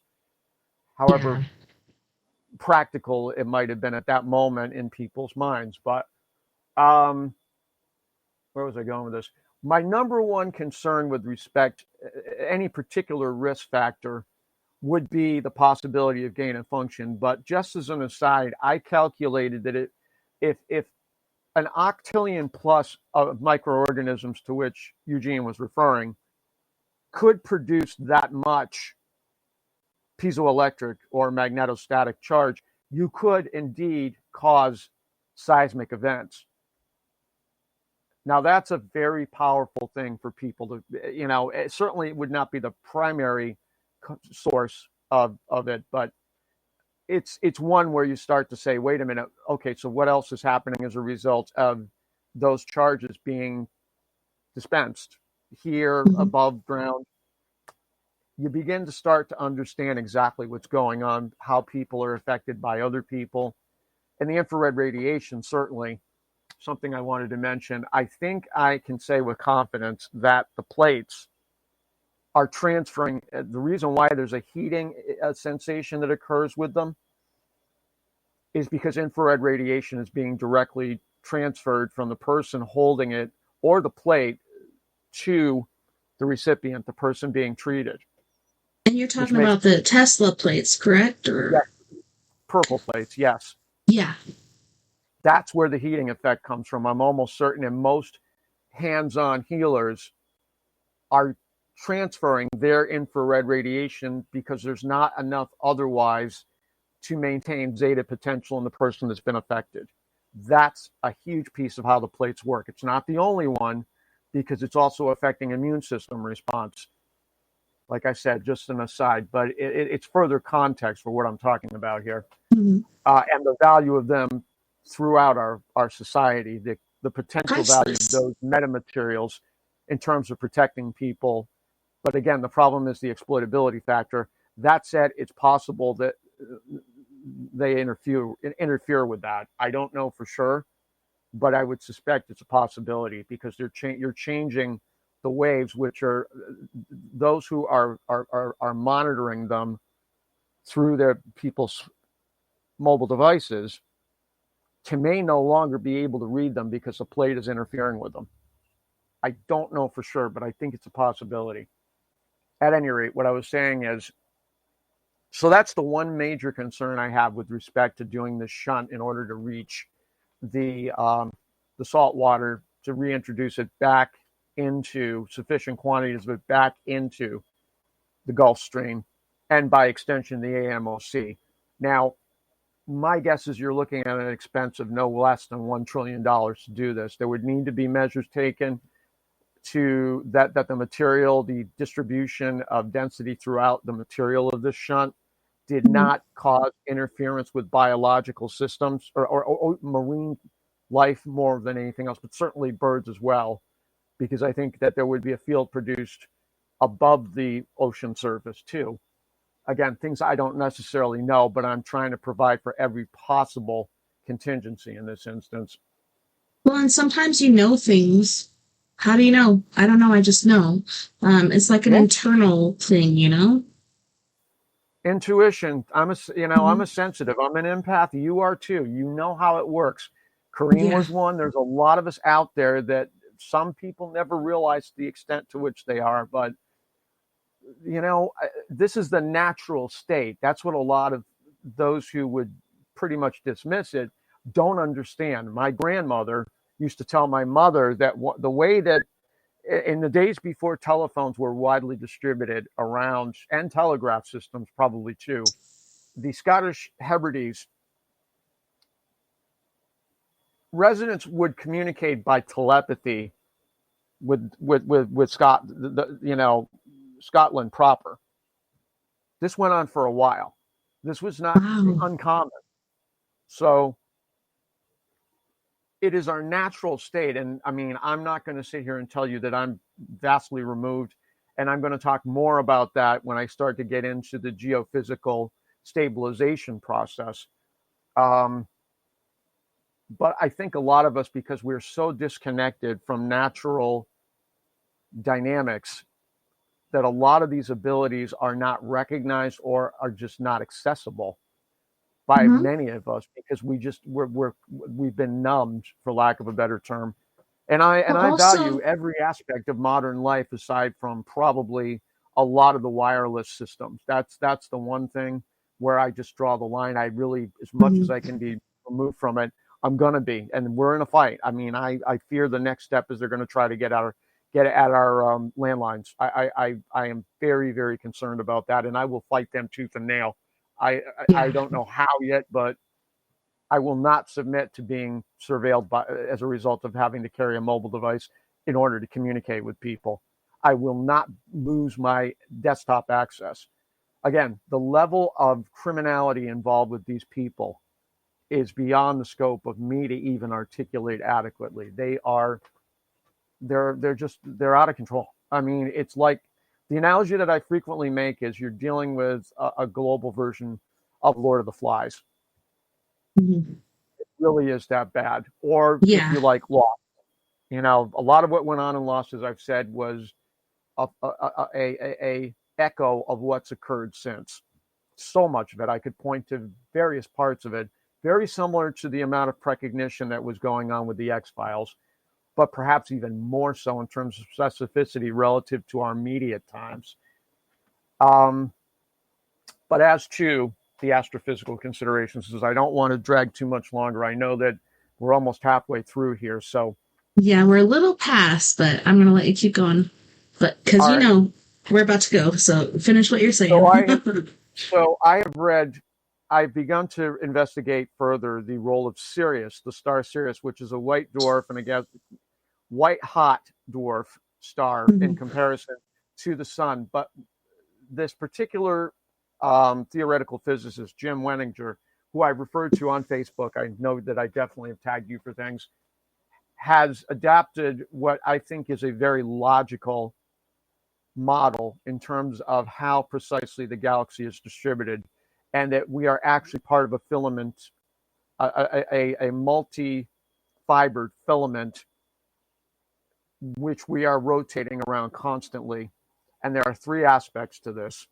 The first, the most immediate, is, and it renders Sirius a binary star of the sun, I think, by any reasonable measure. We are leapfrogging the orbit of Sirius and vice versa once every 25,000 years. Now, of course, that is what is referred to as the great year, or the year of precession through all 12 zodiacs, the age where, as you're aware, we're either just into or about to enter the age of Aquarius, having exited the age of Pisces. So if we're looking at a scenario that can be reasonably demonstrated of micronovas occurring every 12,000 years within that cycle, 12,000 years, and then the 6,000 year interval is a little less severe, where you don't have the micronova creating the risk of axial pivot. And I don't know that axial pivot occurs in every instance. That's a big question mark. What factors are, that's something I'm trying to determine as much as anything else, is what factors contribute to an enhanced likelihood of that occurring, because at that point it's game over. You know what I'm saying? We're in a situation where we're starting over to varying extents, unless we can figure out a way of stabilizing, geophysically stabilizing the planet itself. And I'll get to that. I've talked about it in the past, but I'm really going to clarify what I meant by things I'd said previously. So if we presume it's an actual year, if we extrapolate from an Earth year, you have 4 seasons. You have 2, as I said before, 2 solstices, which involve, in the case of summer, something that people don't realize, that's aphelion. It's further away from the sun. And perihelion, because of the angle of the Earth during the winter, it's closer to the sun. Something a lot of people don't, and understandably so, because it seems counterintuitive. Yeah, and it seems like the opposite. the very name equinox means that it's at equal distance during, upon arriving at first day of spring and the first day of fall. So we can presume that wherever Sirius is located in relation to the Earth, at which point you would have a potential micronova arise as a result of it exacerbating those galactic concussion waves. I think that's the primary piece of it. The dust that it kicks up, which is definitely driven into the sun, as well as many, many other stars and formations, planetary atmospheres, that the worst of it occurs at the equinoxes, when we're closest to the sun. That, to me, because of the fact it's happening ostensibly happening twice every 25 to 26,000 years, you can conclude, not necessarily with full certainty, but that wherever in relation Sirius is, that's where you're going to see the biggest threats. So I am waiting. I was hoping the book would arrive today, and I'm not necessarily sure that this gentleman, Walter Cruttenden, I don't know if you've ever heard of him before. He also guested with Gareth on See the Pattern and talked a lot about Sirius, as well as the quote-unquote dead star to which Matthew LaCroix alludes. I want to find out if he did any sort of plotting in order to determine, based upon ancient accounts of Sirius, where exactly it might, some starting point to then extrapolate from there and try to figure out, based upon the rate of orbit, where it might be at any given moment along that particular circuit, as well as the Earth. Book's going to arrive Monday, unfortunately, so no such luck in terms of it, having Yeah, you some gotta insight let me into know. what he had to say.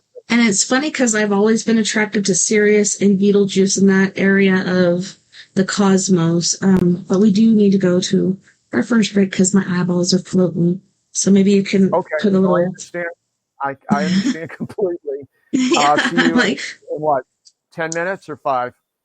yeah, it's just a little less than 10 due to your request. So yeah, let's go to our first music break. And this artist I have not shared in quite some time, but I felt like tonight would be a good time to share her. And her name is Kate Magdalena, and she's going to be singing Streets of Any Town and New Earth. You guys don't go anywhere. We'll be right back after this music break.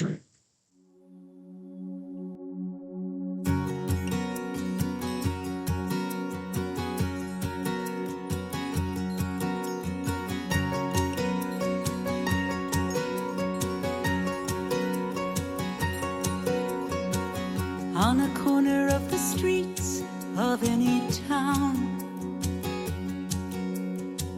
there's a man who life forgot. He's going down. His family wrote him off as crazy many years ago. His friends left him as someone it's better not to know. So the streets took him as one of their own. The open street became his home.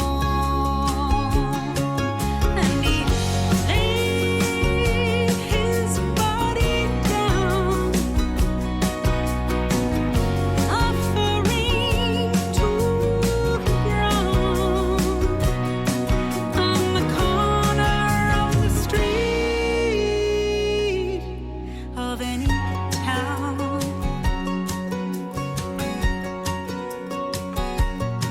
A habit clung to him and bound him. It won't let go. The pain that racks his body means he can't say no. He wants someone to unbind him. He needs someone to be kind to him. It could be me. It could be you. We just got living as we do. So the streets took him as one of their own. The grimy street became his home. And he laid his body down, offering to the ground, to the shame of all around. The corner of the street of any town. I walk on by, I glance at him, I turn my head away. I wanna say something, wanna make it right, don't know what to say.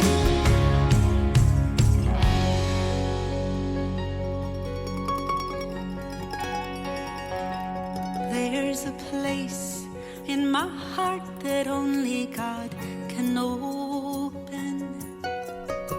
Is there I hear the word that he has spoken. I turn to the man and I look in his eyes so blue. I turn to him and look, and there I find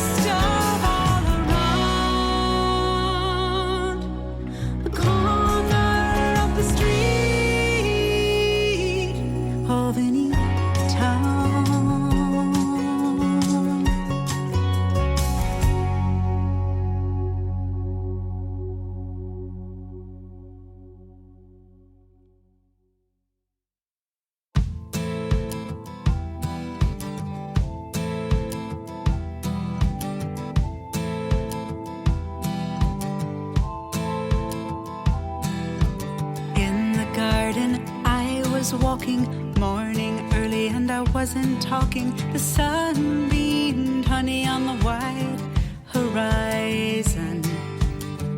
All at once I stopped to listen, bird song calling, a sonic listening. I shivered with a strange kind of delight. Or was it fright? Suddenly a bright condor swept on down, offered me his wingspan for a ride, straddling my legs side to side, put my arms around his neck. We began to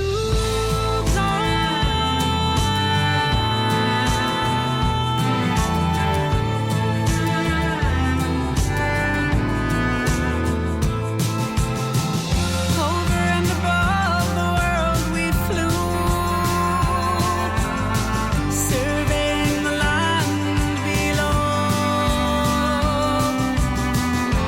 Blue vistas transporting my soul, when all at once the hills called, green and rolling.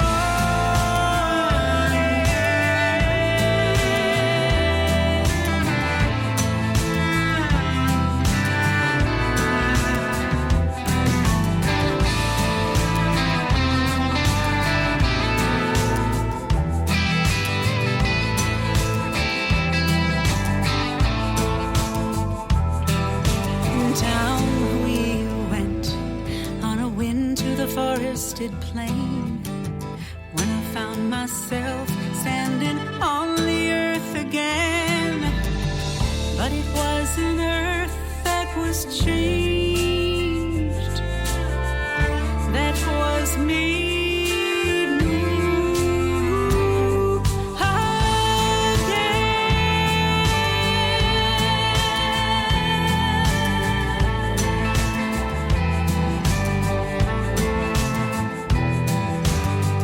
There was no hurt in any land, in any sea or air,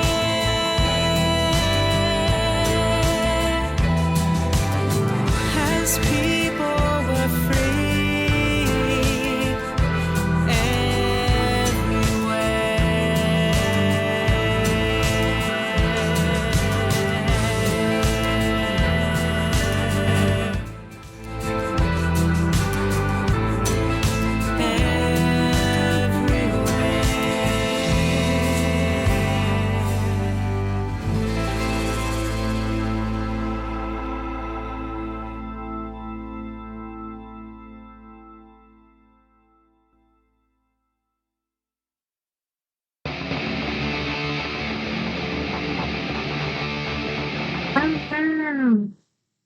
Sorry, guys.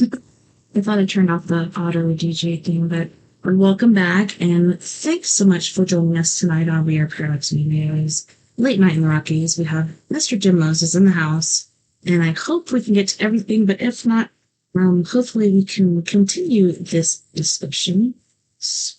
Let's see. I'm still here.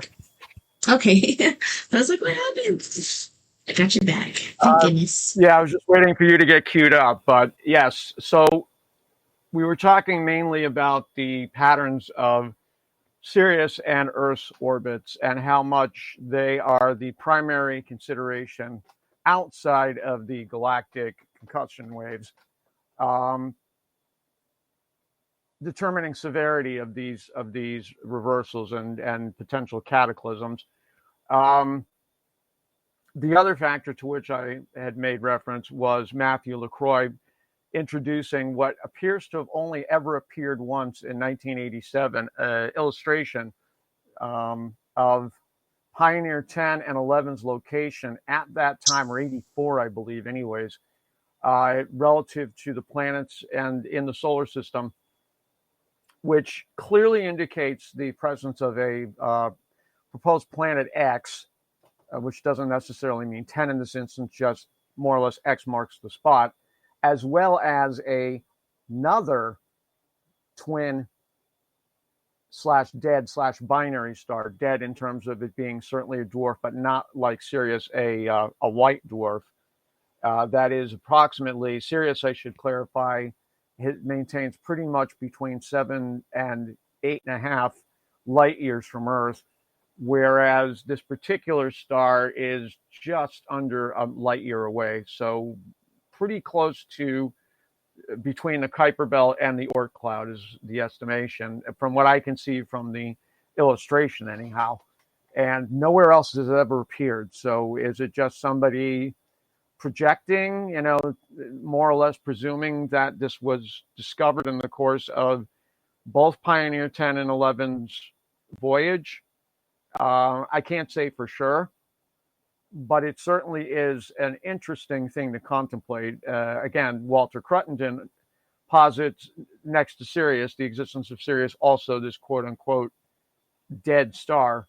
I believe once I read the book, I'll know whether or not they're both cited or just, synonymous with each other in his mind. And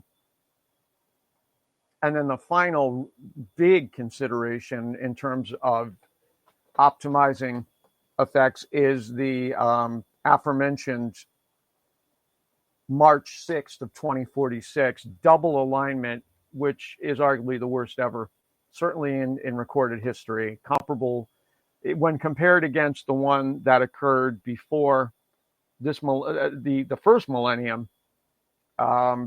It definitely has the potential to create much, much more disruption to heliospheric equilibrium, in my estimation. This is why I'm saying we are looking at a perfect storm. There could not be more optimal conditions if the worst comes to pass. How do you address it? What can be done? Is it inevitable? Are we doomed? Which are all fair questions.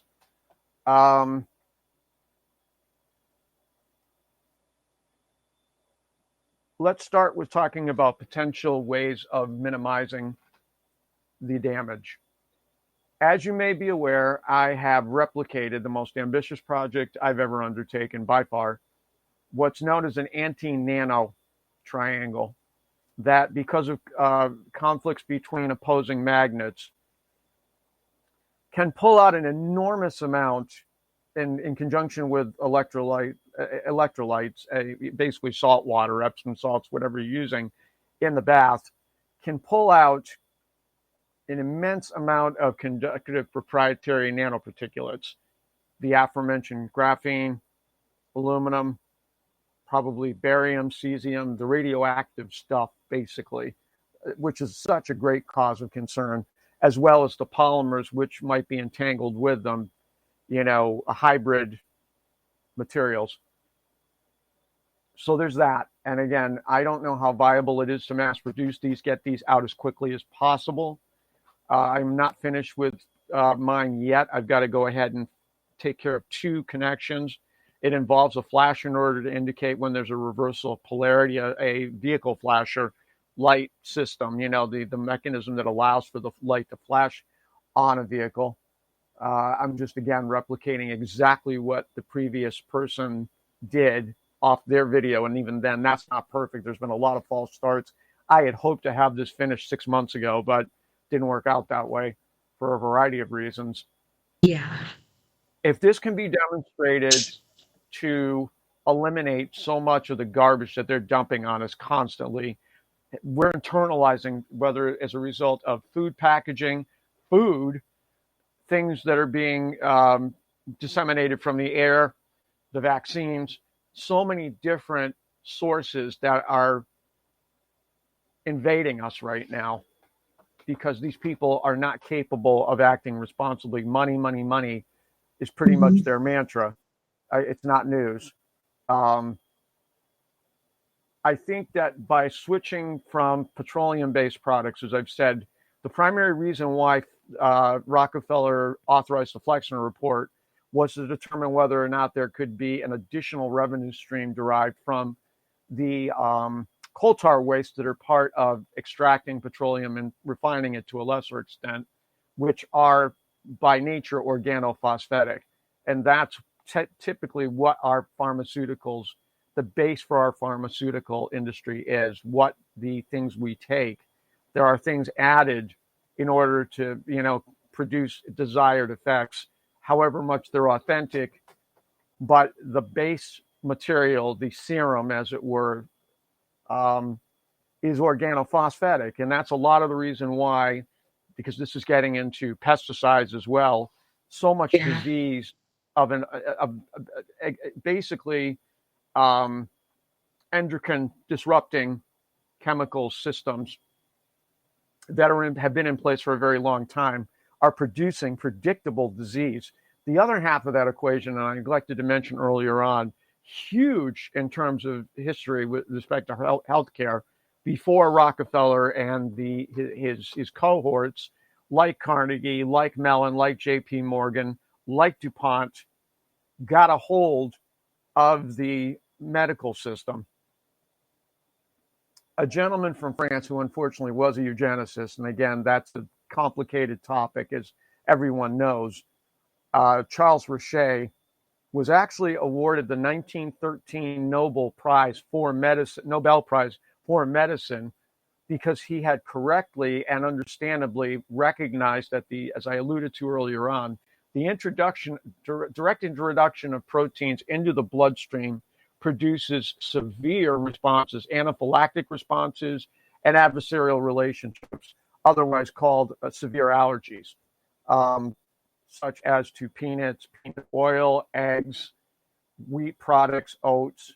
Celiac comes about as a result of that. Crohn's disease, more than likely, gut leakage, especially when mixed with GMOs like glyphosate, as has been the case for too many years, and everybody knows it. It's ubiquitous. Can it be cleaned up? Can it be detoxified? Get to that in a second as well. But where was I going with this? The bottom line is that a lot of these things have been brought to bear.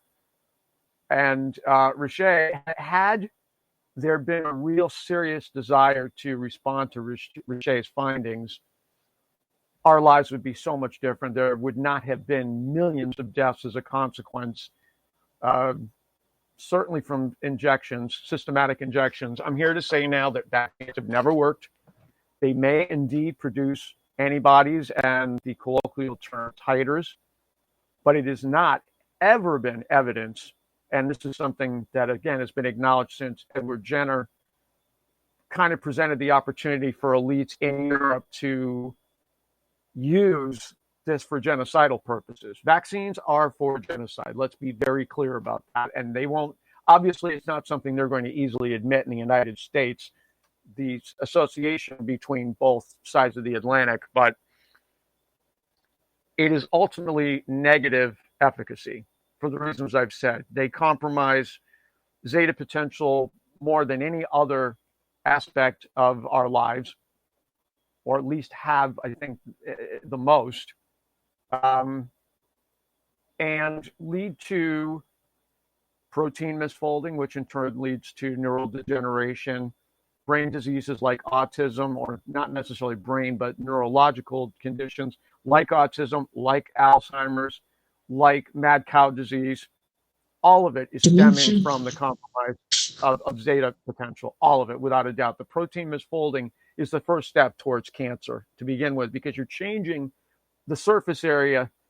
Everything is about the surface area, the potential, the resonant potential that arises as a result of alterations to the surface area, both of the proteins and the EZ water, the structured crystalline water or fluid that is acting as a buffer from compromise of those surfaces. When you change the surface, you're producing mutations. Oncogenic circumstances arise when there's almost inevitable oxygen deprivation that arises. You have a compromise in metabolic processes. At that point, then the electron transport chain, as I've said, is compromised in turn. You're not carrying enough oxygen.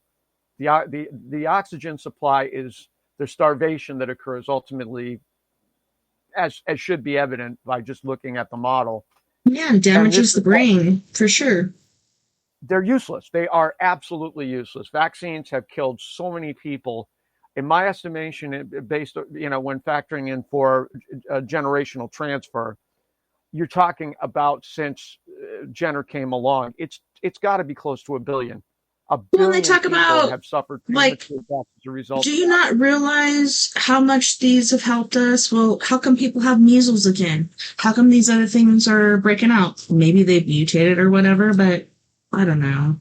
It just doesn't make There's sense to absolutely me. mutations occurring without a doubt because you're changing the surface area. These devices, this approach changes the surface area. And if there's one thing that Western medicine and science do not understand, the surface area is critical to determining what effects are going to result. It's so obvious to anybody that understands physics, but for some reason it's lost on a large percentage of even the experts, or they just are not talking about it. They've never talked about this, Tessa. Never, ever once talked about such a basic consideration. What happens to existing conditions when you stick a stainless steel needle or any other kind, introduce even just sterilized water because of the delivery process or method? What happens to tissue and cells and proteins? If you understand physics, you know the answer. These people are dumb.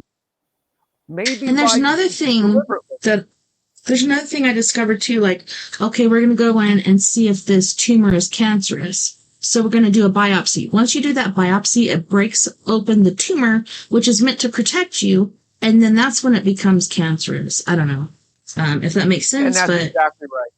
And it's another counterintuitive notion to a lot of people in the United States, particularly, probably worldwide. But tumors are a way of stabilizing the cancerous, the oncogenic cells. Protection. So that they don't metastasize. They're not migrating through the interstitial fluid to other systems, other organs. That's how metastasization occurs because, as you do point out correctly, and there are certainly those that are aware that biopsies are a bad idea.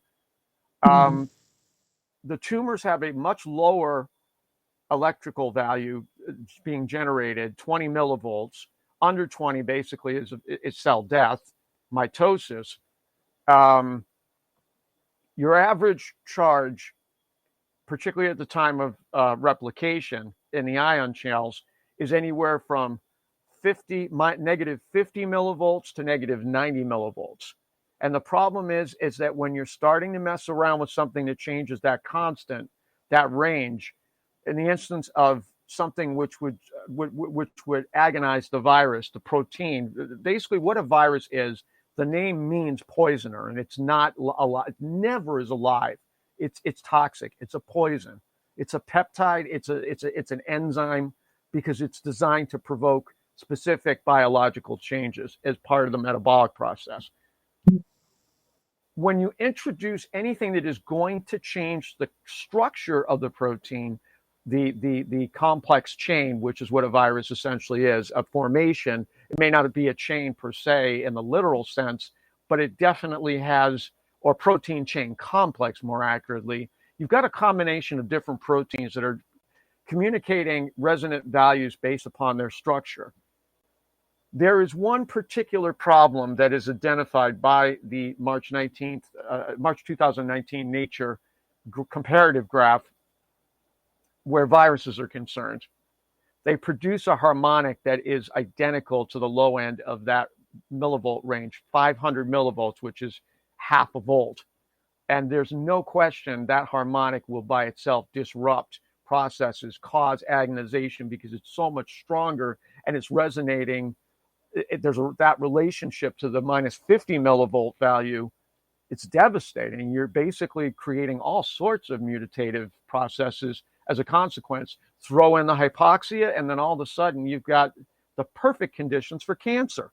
So the practice of injecting people with vaccines by itself is oncogenic.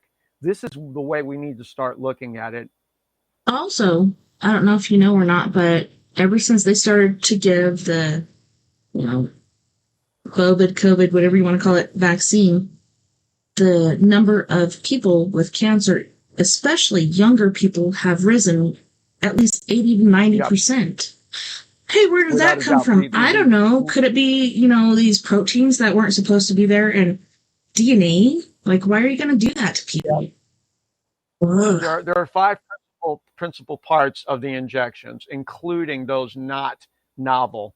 It is Ryan Seacrest here. There was a recent social media trend which consisted of flying on a plane with no music, no movies, no entertainment. But a better trend would be going to ChumbaCasino.com. It's like having a mini social casino in your pocket. Chumba Casino has over 100 online casino-style games, all absolutely free. It's the most fun you can have online and on a plane. So grab your free welcome bonus now at ChumbaCasino.com. Sponsored by Chumba Casino. No purchase necessary. VGW Group. Void where prohibited by law. 21 plus. Terms and conditions apply.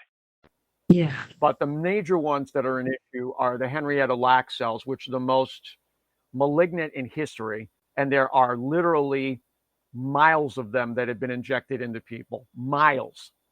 Based upon the figures and the volume of shots that have been administered since the gays introduced this to, the health agencies at that time. The Rockefellers certainly were involved, without a doubt. I would think that probably Jonas Salk and Sabin, part of the polio injections. We know that SV40, which was used as a promoter for particular processes in the Pfizer shot anyways, and also the Moderna. We know that is oncogenic, that it is the 40th, ostensibly the 40th of a simian, a green monkey virus, protein complex chain or chain complex. It works either way. There's that. There's what's known as pseudouridine, which is a type of agent that the uridine is bad enough, but normally doesn't provoke the pseudouridine is a huge part of the cancer process with the COVID-19, the mRNA injections, and even the adenoviral injections as well, which with Johnson & Johnson and the AstraZeneca were. They are creating elimination entirely of the P53 gene, which is part of suppressing tumors. However you view the need for it at any given juncture throughout the process, as we talked about, tumors are an emergency management system way of coherent organic systems trying to prevent spread. But it's a protective system. It's something that sounds, as I say, so counterintuitive to the vast majority of people, because they hear the word tumor, even if it's benign, and there are concerns because of the amount of pressures that are being brought to bear on adjacent organs and systems, tissues. But there are reasons for everything that happens within biology, and I think there's a lot of misperception that occurs as to those. But you've got that. You've got the polyethylene glycol, which we know is toxic, and with the spions, there's distinct possibilities of producing piezoelectric charge once the contents are released, like the graphene, like the spike protein, which without question has ravaged the human genome. It was stupidity on a scale, just, I don't have words for it, stupidity. These people were idiots to think that there was going to be any way of controlling the behavior of this protein, of this agent. And you know as well as anybody, I warned 5 years ago. I said, don't trust this. Don't even remotely trust what they're proposing. And Fauci, and they threatened us with everything. On December 5th of 2019, to a congressional subcommittee, he announces that they're eliminating the traditional way of culturing vaccines and bringing in this garbage that to anybody who actually understood science, it would have been entirely apparent that it was genetic roulette. But the problem is we had no part. We couldn't intervene and say, no, absolutely not. We're not allowing this. We're not in a position any longer to affect government policy, as you know. And it's not necessarily the government that's making these decisions. It's these philanthropists who have so much money to dictate exactly how these policies are going to be implemented. and when. Because it's run by everybody we knew it was run by in the first place. The same old people, same old factor. But what do you Without do? a doubt. Do Without what a you doubt. know to do. Listen to your gut. Listen to your instincts. I didn't take it. Even my husband was dying. He had a 5% chance of recovery. He came out of it. He still didn't take the vaccine. It's not scientifically proven. Well, that brings another, yeah, and that brings another element of it in. And I don't know whether he was given remdesivir. I don't know whether you're aware of that or not when he was in the hospital. I don't know. Put on the Yeah. respirator, all of that stuff. That was the protocol. We in Massachusetts, who are up on the people involved behind the scenes, and I'm just going to say this, that should give you a very big clue as to how much the Zionists have been involved with this.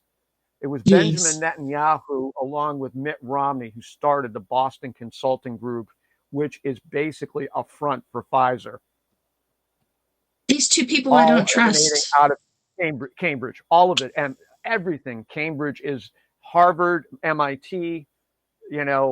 George Church's desire to try to incorporate CRISPR-Cas9 gene editing technology into the genome, into then by extension into the vaccines.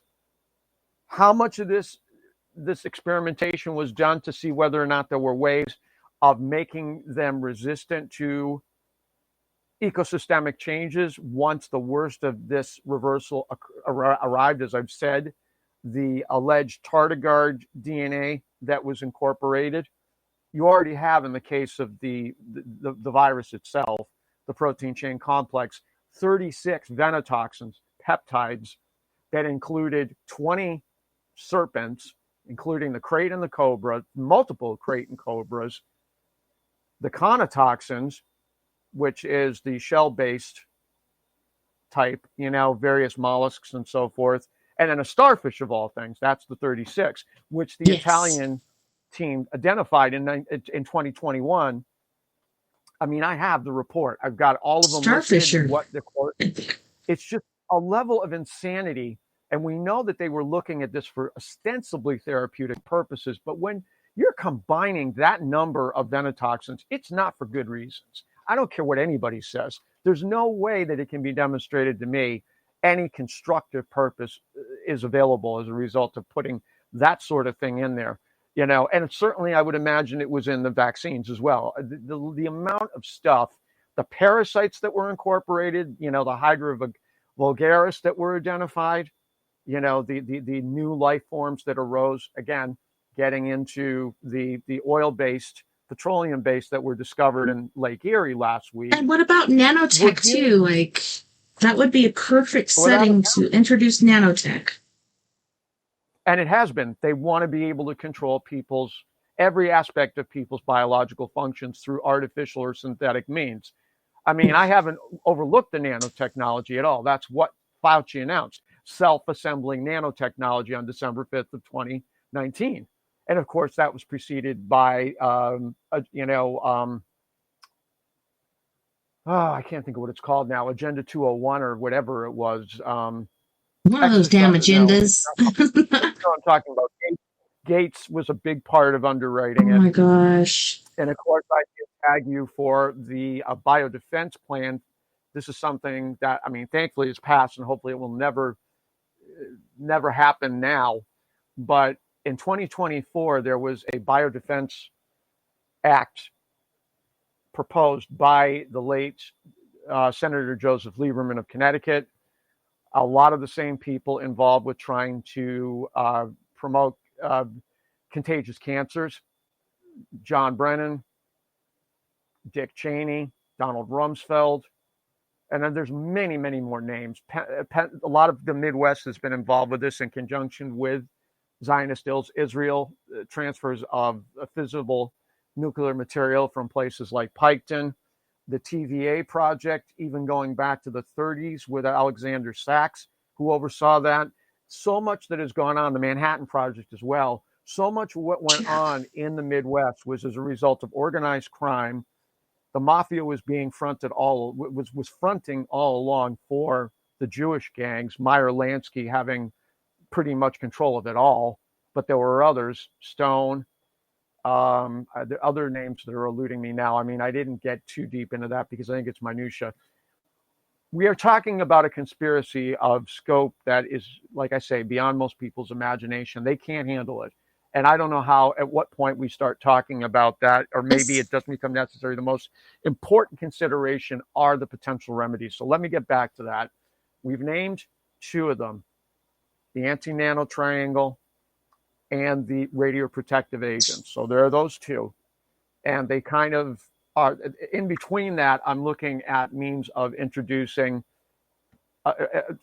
producing a wide scale conversion from petroleum products, polymers, everything, including things we're ingesting, to industrial hemp. Because industrial hemp has the ability to decontaminate so much, including things that are directly impacting my life right now, and that being the BPAs, the polymer, the microplastics that are affecting endocrine systems, to which I alluded. How to have fun anytime, anywhere. Step 1, go to ChumbaCasino.com. ChumbaCasino.com. Got it. Step 2, collect your welcome bonus. Come to Papa welcome bonus. Step 3, play hundreds of casino-style games for free. That's a lot of games. All for free? Step 4, unleash your excitement. Chumba Casino has been delivering thrills for over a decade. So claim your free welcome bonus now and live the Chumba life. Visit ChumbaCasino.com. No purchase necessary. VGW Group. Void where prohibited by law. 21 plus. Terms and conditions apply. Well, I think they're trying to kill it too, because we had a place here and they set up these huge greenhouses. Like, you drive by it on the highway, you see 1, 2, 3, 4, 5, 6. Then there's, different water tower and different things like that, and a field. And they had all this stuff growing. I think it was hemp and hemp essentials, different things like that.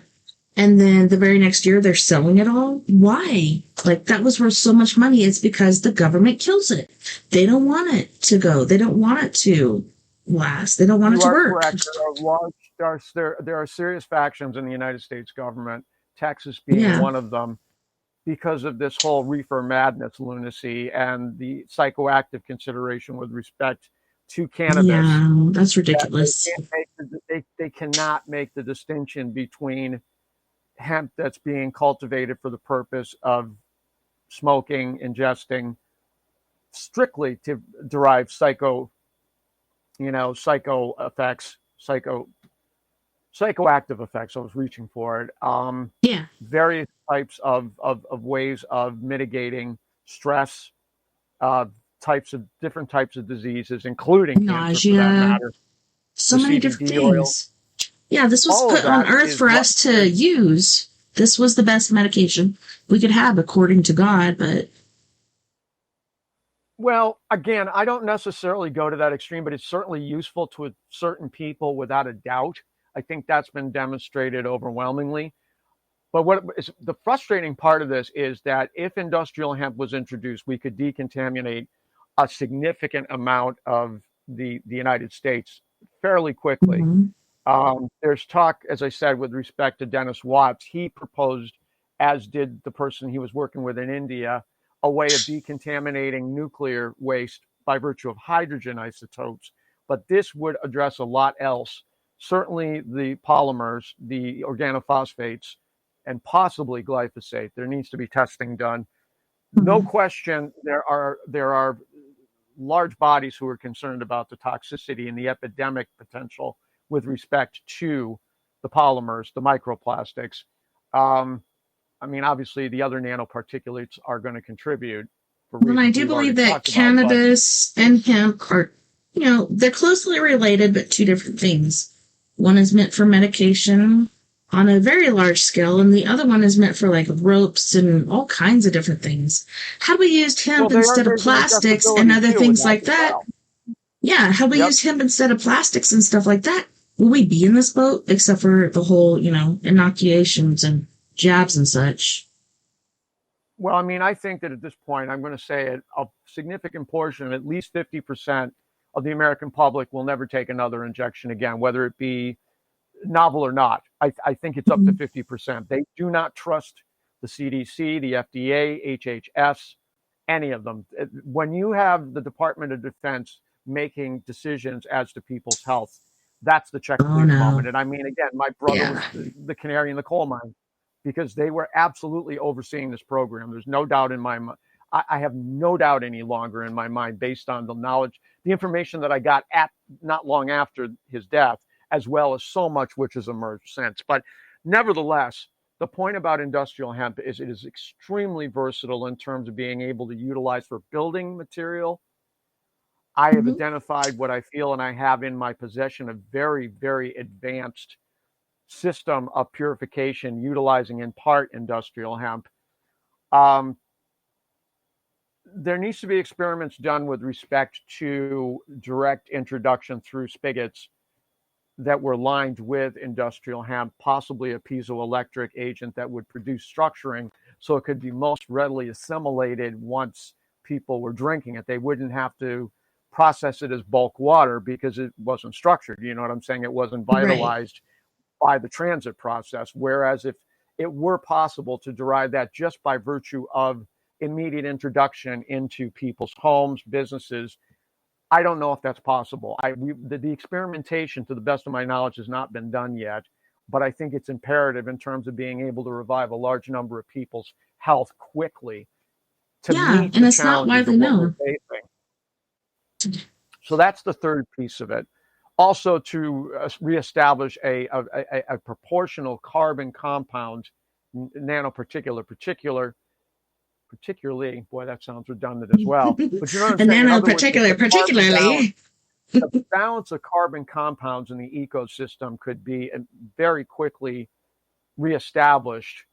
And again, carbon dioxide is not the concern, not even remotely. No. These people, greenhouse gases are not causing what's happening. It is the reversal. It is the Earth's magnetic weakening. It's causing the whitening of the sky. It's causing the changes to oceanic circulation, as I've said. But my point being is that it would be a side benefit, at the very least, to reestablish a healthy carbon compound balance through wide-scale cultivation of industrial hemp. I mean, it's a no-brainer. It's a win-win-win all around. There are other technologies I've become aware of, one close by me, that would immediately be realized. The savings in power would be realized through their heat pump system, which I've talked about briefly in the past. But otherwise, I know in my heart of hearts there's a lot of suppressed technology that could be expediently applied, relatively speaking, to the problems we're facing. Now, to what extent, what end, I'm not sure. Again, it's hard to say without actually investigating it further, doing the testing, finding out what exactly happens, how much, but can it be done in a microcosmic environment where the instance of David LaPointe producing astronomical phenomena with plasma and charged gases, can that be extrapolated to determine whether or not what I'm envisioning, and we're not done quite yet, but we're getting close, what I'm envisioning, would that be able to impact the worst effects of the reversal? I don't know. I mean, these are things that we've got to be starting these tests now. Well, and especially with those of us that are awakened, like people that are sheeple are not going to listen. People that are awakened and they're born more and more every day are going to listen, and hopefully they hear you. I hope. Right. And again, I have the greatest compassion for so many that are overwhelmed, cannot bear to face that this could be our future. My heart is just, I have agonized for 2 years as to how to start this conversation, even on a modest scale. I understand. I get the implications. And to be honest with you, I don't want to commit social suicide either, where most people in my life are gone because they don't want to hear it. I've done it a few times.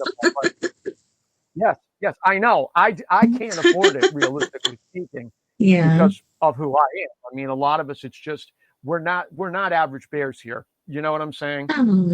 We're light bringers. We're trying to educate people, raise each other up. We got to help each other out of this. Speaking of which, let me digress a little bit. The second part of Weniger's model is, and it's very improbable because it's so far away from our local neighborhood, galactic neighborhood, is that the sun and Sirius revolve or orbit around Arcturus. Mm-hmm. And the etymology of Arcturus, it's in Boots, the constellation Boots presently, but real close by are both Ursa Major and Ursa Minor. And of course, if you know anything about what Arcturus means, basically the way of the bear. And I think the Rus may refer to the fact that it's a red giant, orange, orange, red, or yellow, orange. But I think that the Rus part, which is, synonymous with rose in European dialects, Russia, which again, the association with red, Russia. So Arcturus is in the mix somehow. Exactly what role it plays, whether or not it's going to produce a synergistic effect of its own, not known. And then the final thing, the core part of this Birkeland current filament that Wenninger has proposed logically is our old friend and the very commonly seen throughout ancient artworks, culture, the Pleiades, which used to be known as the Tauri. Mm-hmm. And of course, the sounding the same as the word Taurus, which of course brings us back to my model of the vortextual dynamic. But the Pleiades are everywhere. And of course, I would point out, and I've mentioned this in the past, Wayne Herschel's hypothesis is that there is a planet not far from Pleiades from which we originate, part of us anyways, originated. And the Eastern, Western Asia, Turkey, Mesopotamia, where the Anunnaki, from where they derived, basically. And I mean, it's everywhere in the illustrations. The parallels that he is able to call attention to, whether it be the Masonic consideration, the Jewish consideration with Solomon's Key, or the Egyptians, they all share the same attributes. There's very significant elements which can be identified. So the Pleiades are very, very important in this somehow. I don't know how. I don't know, again, the particular, how it all lines up. It's almost like a Ruby Goldberg contraption. You've seen those before. You drop the ball and it lands on the trapeze and it goes everywhere. You know what I'm saying? And how these all connect together to produce specific effects dependent upon what their position is. How, particularly, again, Sirius. I see Sirius as being the linchpin more than anything else. And potentially this dead star, if it is confirmed, because they I think share it's an attractor similar to draw your eye or something. I don't know. I've always been attracted to it, and then Beetlejuice and other things around it, but that was my direction. Orion. Yeah, forever. Orion, I have the 3 dots on my shoulder, and I used to look at that as a kid. When I was like 5 and 6, I'm like, I'm connected. And I'd look up, and every night I'd see Orion with the 3 dots. I'm like, there it is. And of course, how do I know that as a kid? It's weird. Well, again, it could be Native American impulses. It's hard to say, but I mean, you're around enough of that out there. And I'm going to get to the I thought I was, but I'm not. Well, I mean, they're in Colorado, certainly in the Four Corners. You're right at the, you're not far from the Four Corners. I was in Arkansas.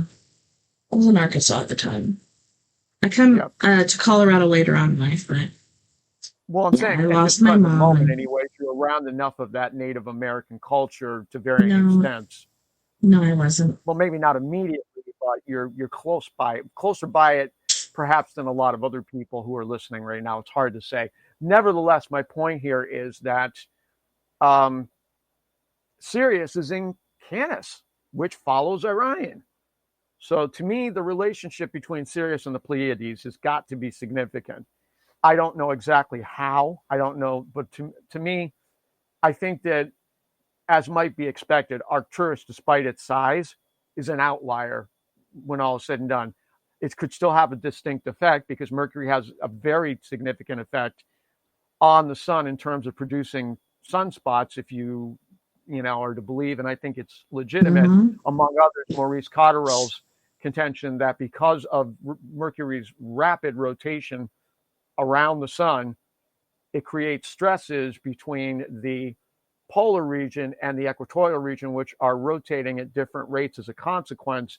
And that angular momentum is what causes the magnetic lines of force to pierce the photosphere. That's how sunspots are created. And I think there may be other instances, but at least in our solar system, it seems fairly logical. And again, you would look at Mercury and say, not that little thing. How can it be causing such profound effects? But sure enough, it's reasonable, like I said. And in Sumerian mythology, as Zechariah Sitchin pointed out, Mercury was responsible for the moon losing its magnetic field and also mobility, where it was captured by the Earth as a consequence, arguably.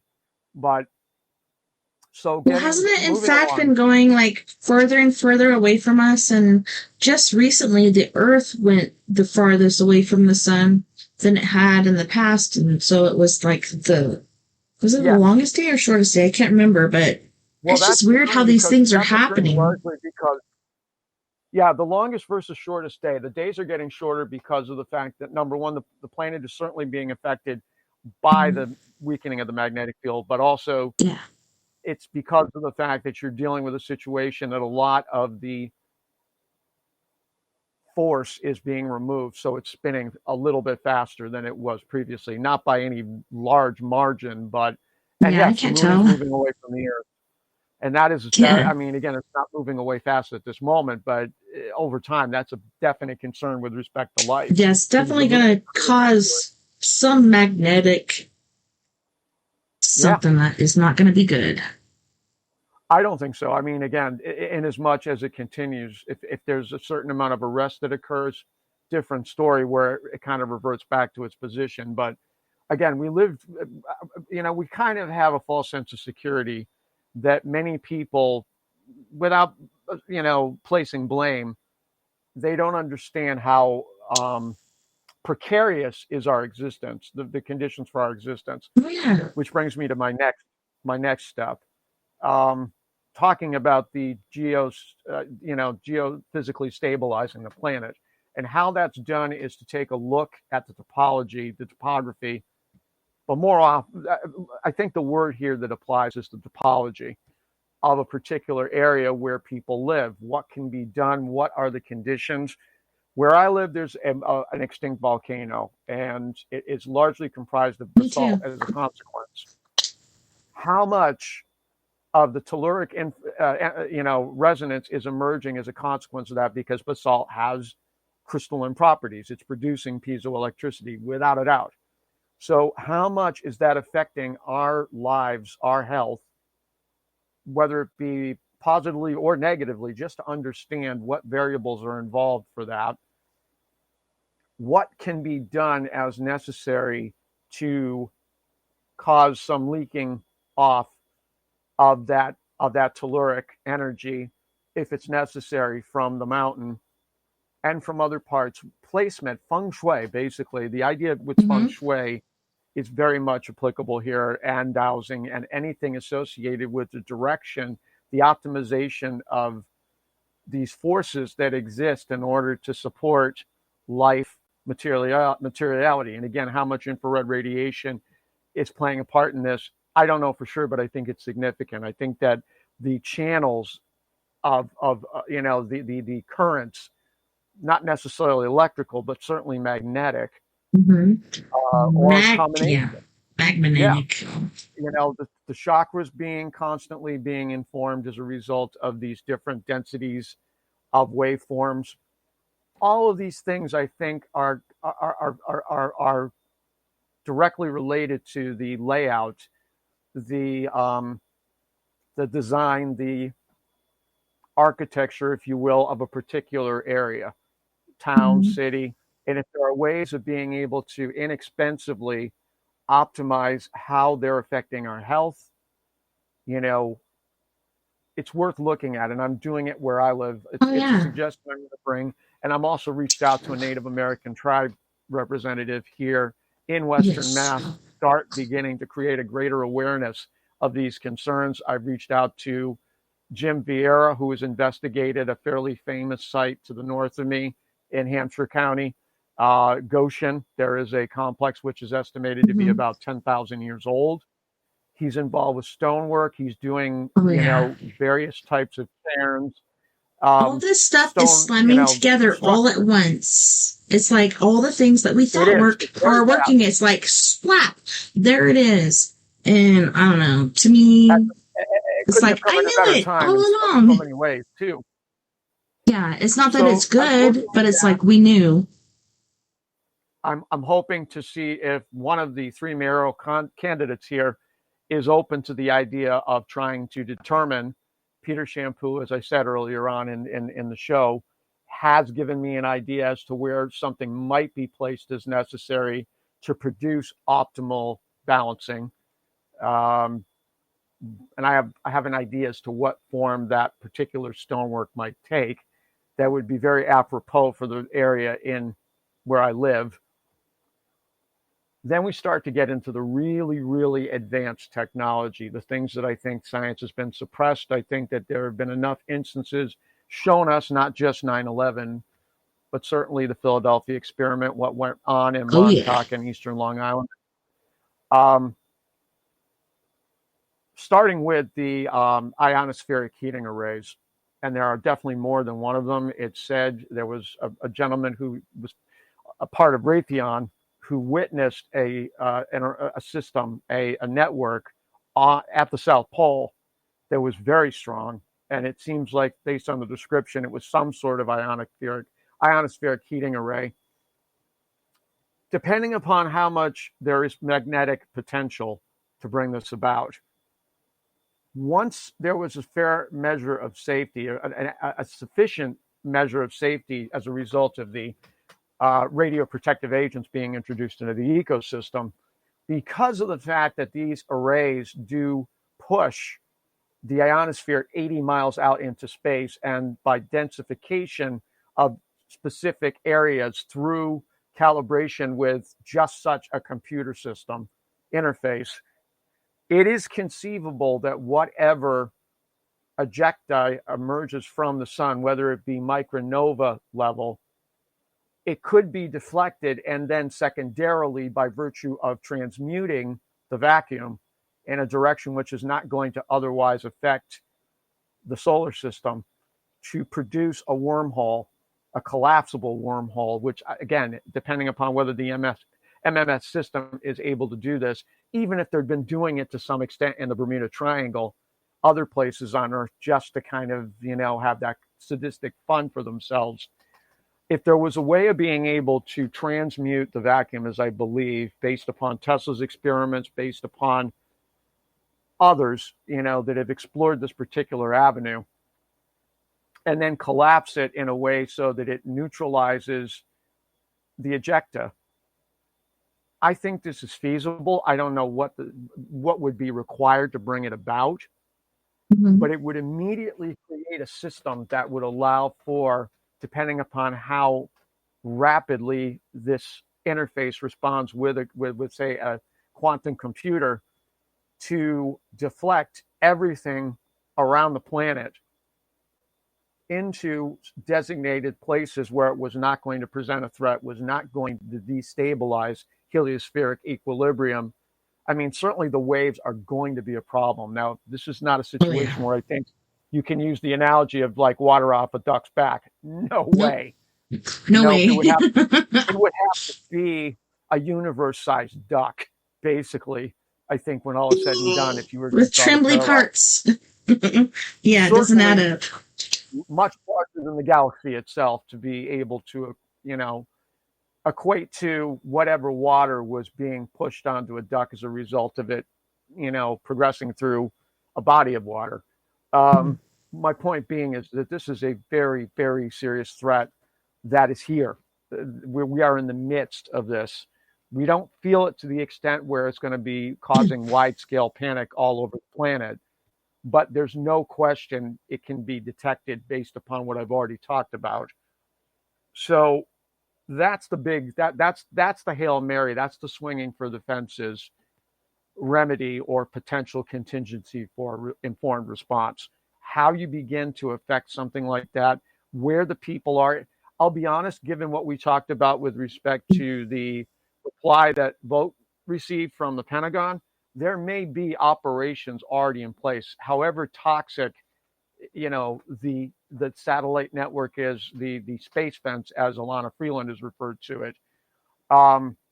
There may be things going on up there which we're not going to have any understanding of, because we're not provided the context by those who are conducting such operations. No, we're closed off. That are viewing already, that they know, that they understand. I would like to believe there is some measure of benevolence in some of the things that they're doing, but it's very hard based on everything else I've seen from most of those who have been in control of the narrative for so long.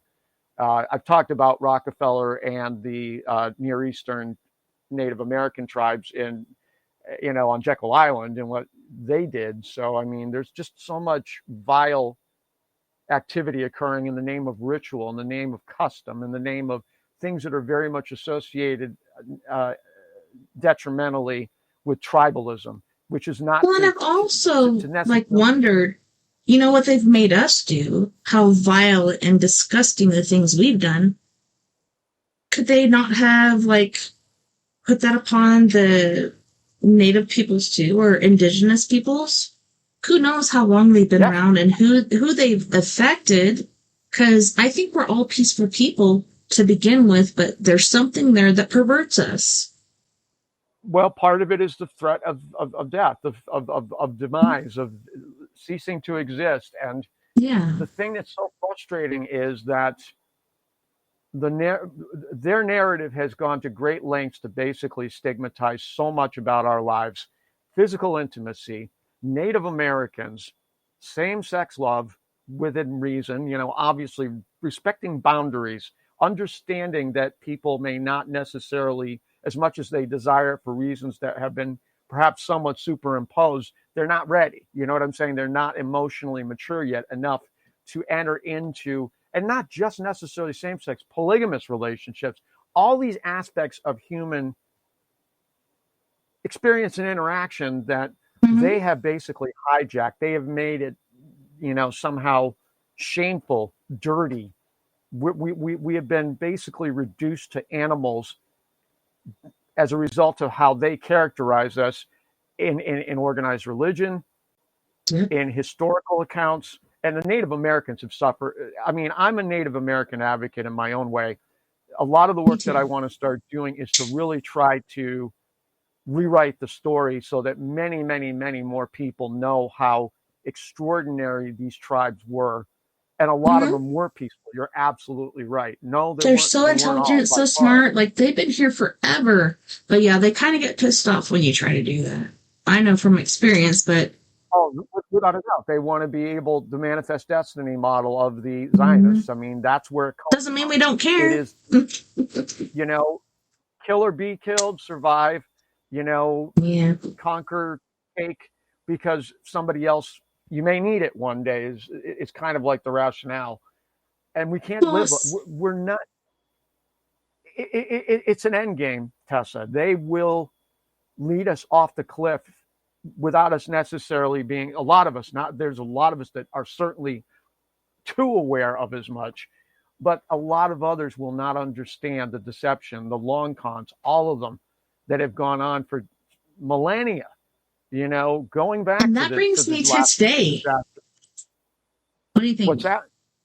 The way we thought about, indigenous people, et cetera, brings us to today and our thought process and the way people aren't accepting it. And we're still trying to help people, but they're still not accepting it.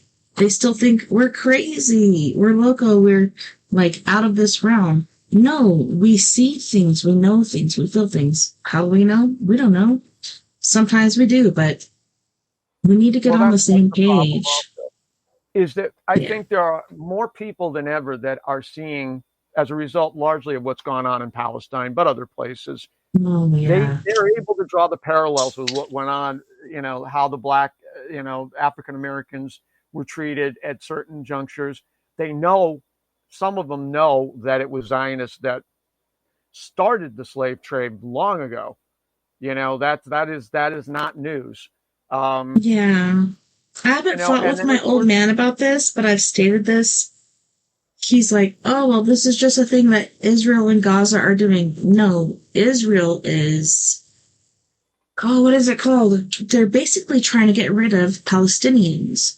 And this to me is not okay. Like, okay, you're having war. These things are happening. But there's kids at first, and then there was husbands, and then there's other people trying to go and get goods and water and stuff, and they're killing them.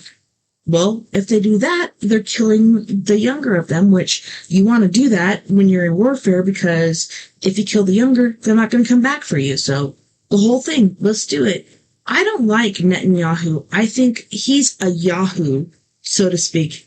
Yahoo, whatever the fuck you want to call it. Let me just say this point blank. He's a bastard. He's like most of them I fucking that hate him. identify as Zionists. They're sociopathic bastards. They have no compassion whatsoever. They masquerade as being humanitarians. Again, the philanthropists, as I've said. But it's important to understand how all of this emerged. And I was starting to talk about it at one point.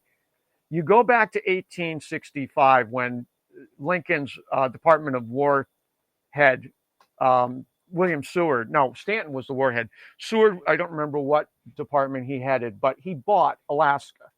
You've heard the term Seward's Folly, Seward's Icebox.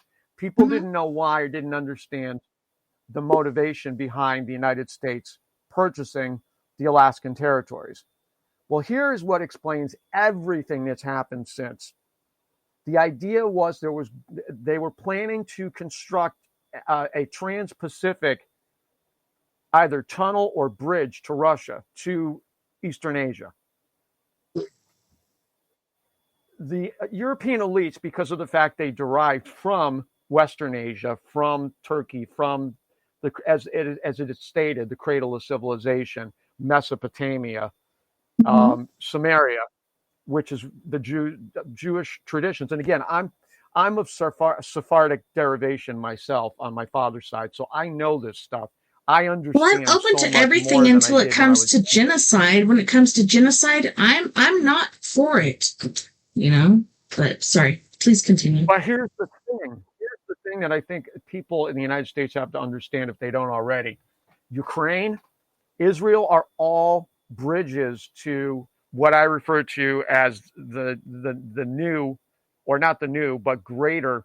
You hear talk about greater Israel, or basically the expansionist tendencies of what appears to be just Israel, but actually is the also Holy Land, a lot of other places, including Saudi Arabia, which is one of Israel's client nations. That should be obvious, even though they masquerade as being Arab. And again, the confusion between nationality versus religion, Islam derived from Catholicism, which is something a lot of people don't know. But the point is that the European elites, the descendants of those who came out of Samaria, out of the steppes, the Caucasus, have wanted to annex the Far East, Russia, China. They wanted to. They have China. In the case of China, the CCP is a Rockefeller agency. That's something that a lot of people in the United States don't see. They don't understand that the Rockefellers and the Chinese Communist Party, the People's Liberation Army, are all one and the same. So NATO is very much involved with what's going on in China. You just don't hear about it. CIA as well. There are CIA, what's the term I'm looking for? I can't think of it. But agencies in the Far East. There always has been, because again, you're getting back to the Five Eyes notion. Australia has been completely co-opted by the Five Eyes. Australia is a big piece of it. Canada, New Zealand, and places where a lot of the worst COVID-19 pandemic outrages occurred. Like I said, with the active denial applications in New Zealand, where these horrific burns resulted. But it's all about them getting back to the cradle of civilization, where they can have it back for themselves following this disaster that occurred 6,000 and 12,000 years ago, particularly 6,000, because that's when the biblical flood actually happened. Again, getting into the historical correlations with the religious. I've talked about that before, how Exodus was actually prompted by the eruption of Thera in the Mediterranean Sea, the exact same time. All the events in Exodus. And what is Thera? there is the volcano that basically some people for quite some time identified as being the actual Atlantis. Yeah. And the island of Santorini was blown in half, essentially.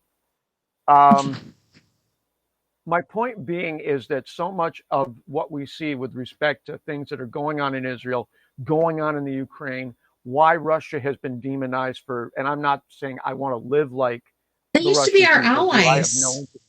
Now they're our enemies. Well, the it's Soviet not our fault. Union It's was the a higher product powers. of the capitalists, of the industrialists. Karl Marx was associated with the capitalists. He was assigned by the capitalists to write the manifesto, to create the narrative of the Soviet Union, of communism, because it was largely orchestrated by Zionists in Europe. And then along comes Israel. Israel is facilitated as a bridge to Africa to help themselves to the resources in Africa, to abuse still more dark-skinned people in Africa. Yeah. Which I'm not against that, all but goes back to that. Everything we're seeing right now is as a result of this mindset that, as I said, this survivalist, fear-based, very, very primal mindset that has existed for too long. The tribalism needs to go. We've got to start arriving at, and again, it sounds like lip service because we talked about this in the 60s, which were co-opted by these same people, I would add.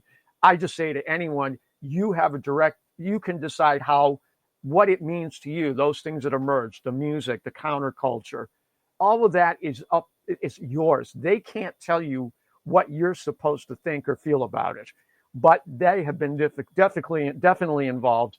Tavistock, MI6, the British office in New York, all of it has been involved with popular culture for many, many years. But what was produced as a consequence, nevertheless, is mind-blowing, fantastic, amazing.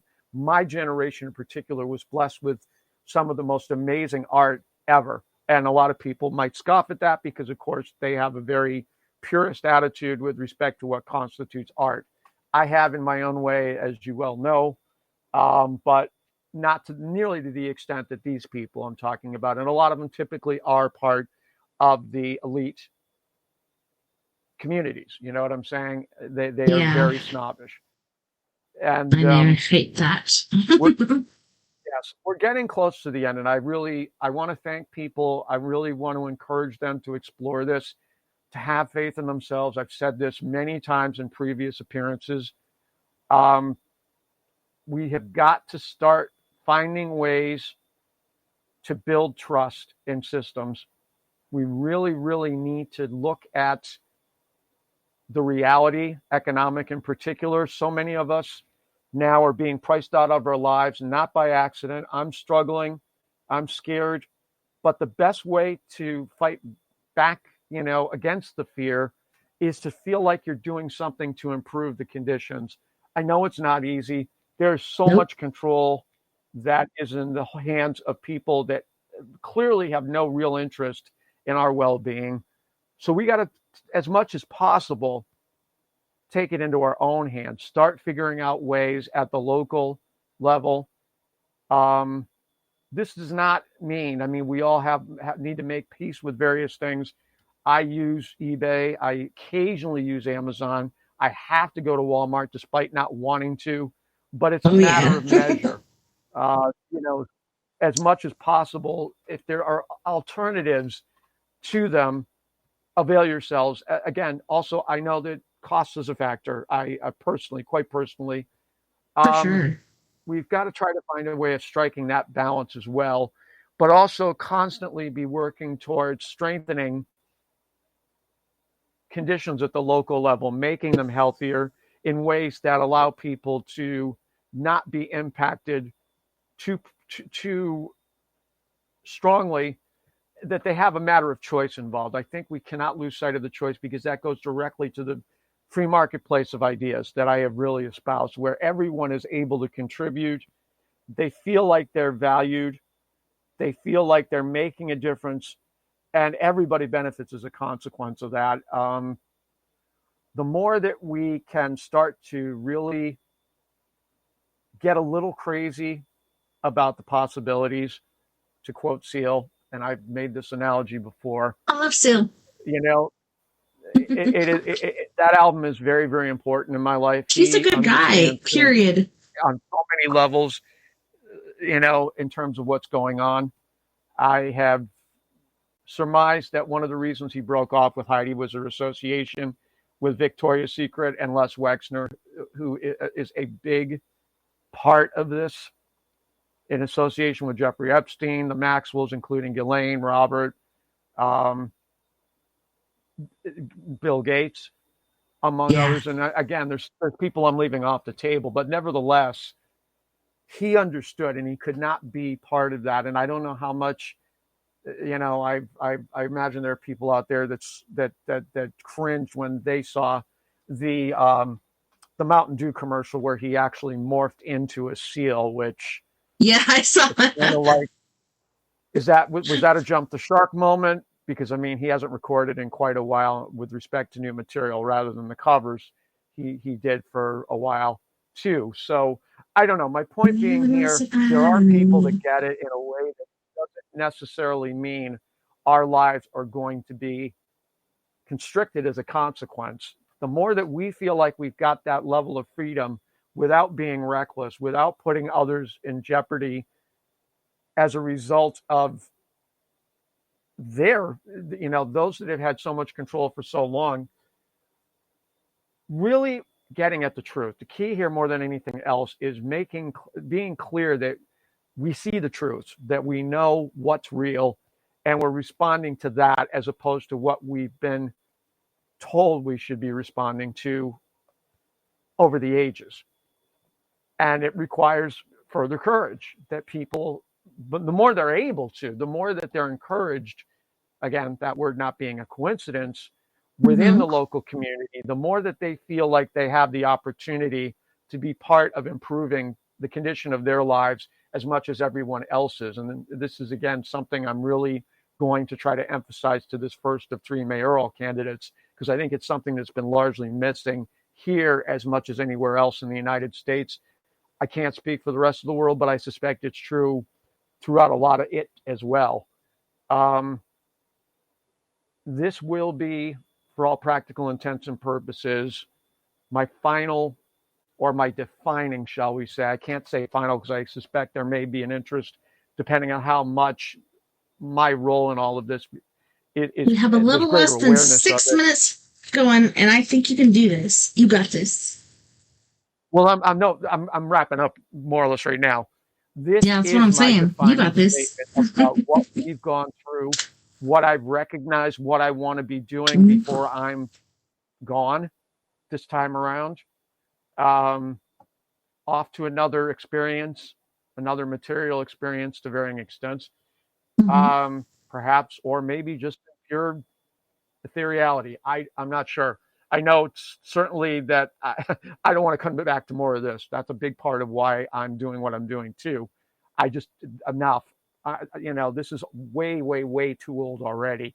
There's a very different way of being able to live. And I've said this to people, the way we work, derive material resources, it's all very unhealthy and it needs to stop. We need to change so much where being alive is a joy, not a drudgery, and there's no doubt in my mind that we're capable of being grateful for those conditions.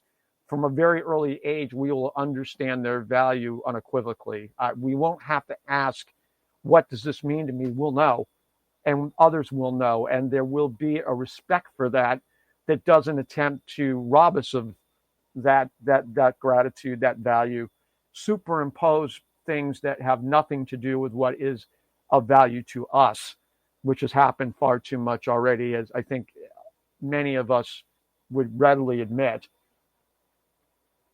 Share this as you see fit with people you think that are ready, that are strong enough to weather its message, because this is going to be a process. I think it's going to require a lot of stages, a lot of revisitations to kind of try to contextualize it within each person's life. It's certainly not a one-size-fits-all situation. We all react differently to things, and that's something I think that has been lost too much as well. We don't see that not everybody is going to react to the same set of circumstances similarly.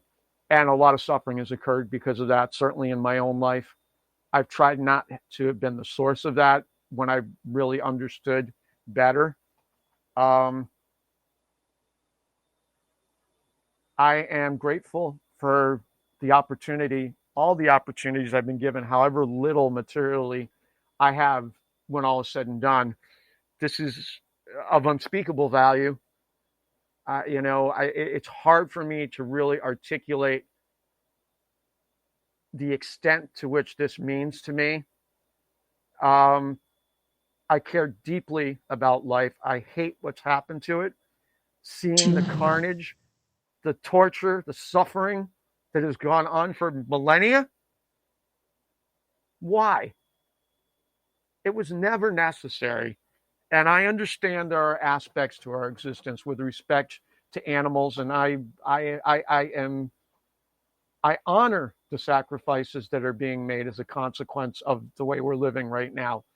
I don't know how it looks different, and I'm not in a position where I can drastically change my life as it is now. But at the same time, I have never, ever looked down in most of my entire life on anyone or anything. Me neither, but Jim, can I interrupt for a second? And Sure. Can you give an outro for our Spreaker peeps? Because we are at that point, but we can continue with our other peeps. So can you let them know how to contact you, etc.? Number one, as Tessa knows, I typically avoid direct contact. Yeah. Facebook especially, as well as X. I'm more than willing to communicate on a one-to-one basis. She has my email address. I will, as I noted, be sending this very, very comprehensive resource list that people can avail themselves of. There will be notations to indicate what the nature of those links are. It's going to take me a long time, so it may not be done until the summer, end of the summer. But again, thank you for everything you're doing, whatever that may be, to try to improve conditions, to try to help people feel less scared. It matters a lot. There are not many instances available otherwise. So with this, I sign off, and I hope you make it. That's awesome. I just have to thank you once again for being our friend or our guest and trying to help to guide us through these days. Like, I don't know, a lot of this is laid out in the Bible, but not all of it. I think a lot of things are manipulated, but thank you so much once again for being here. And night-night over my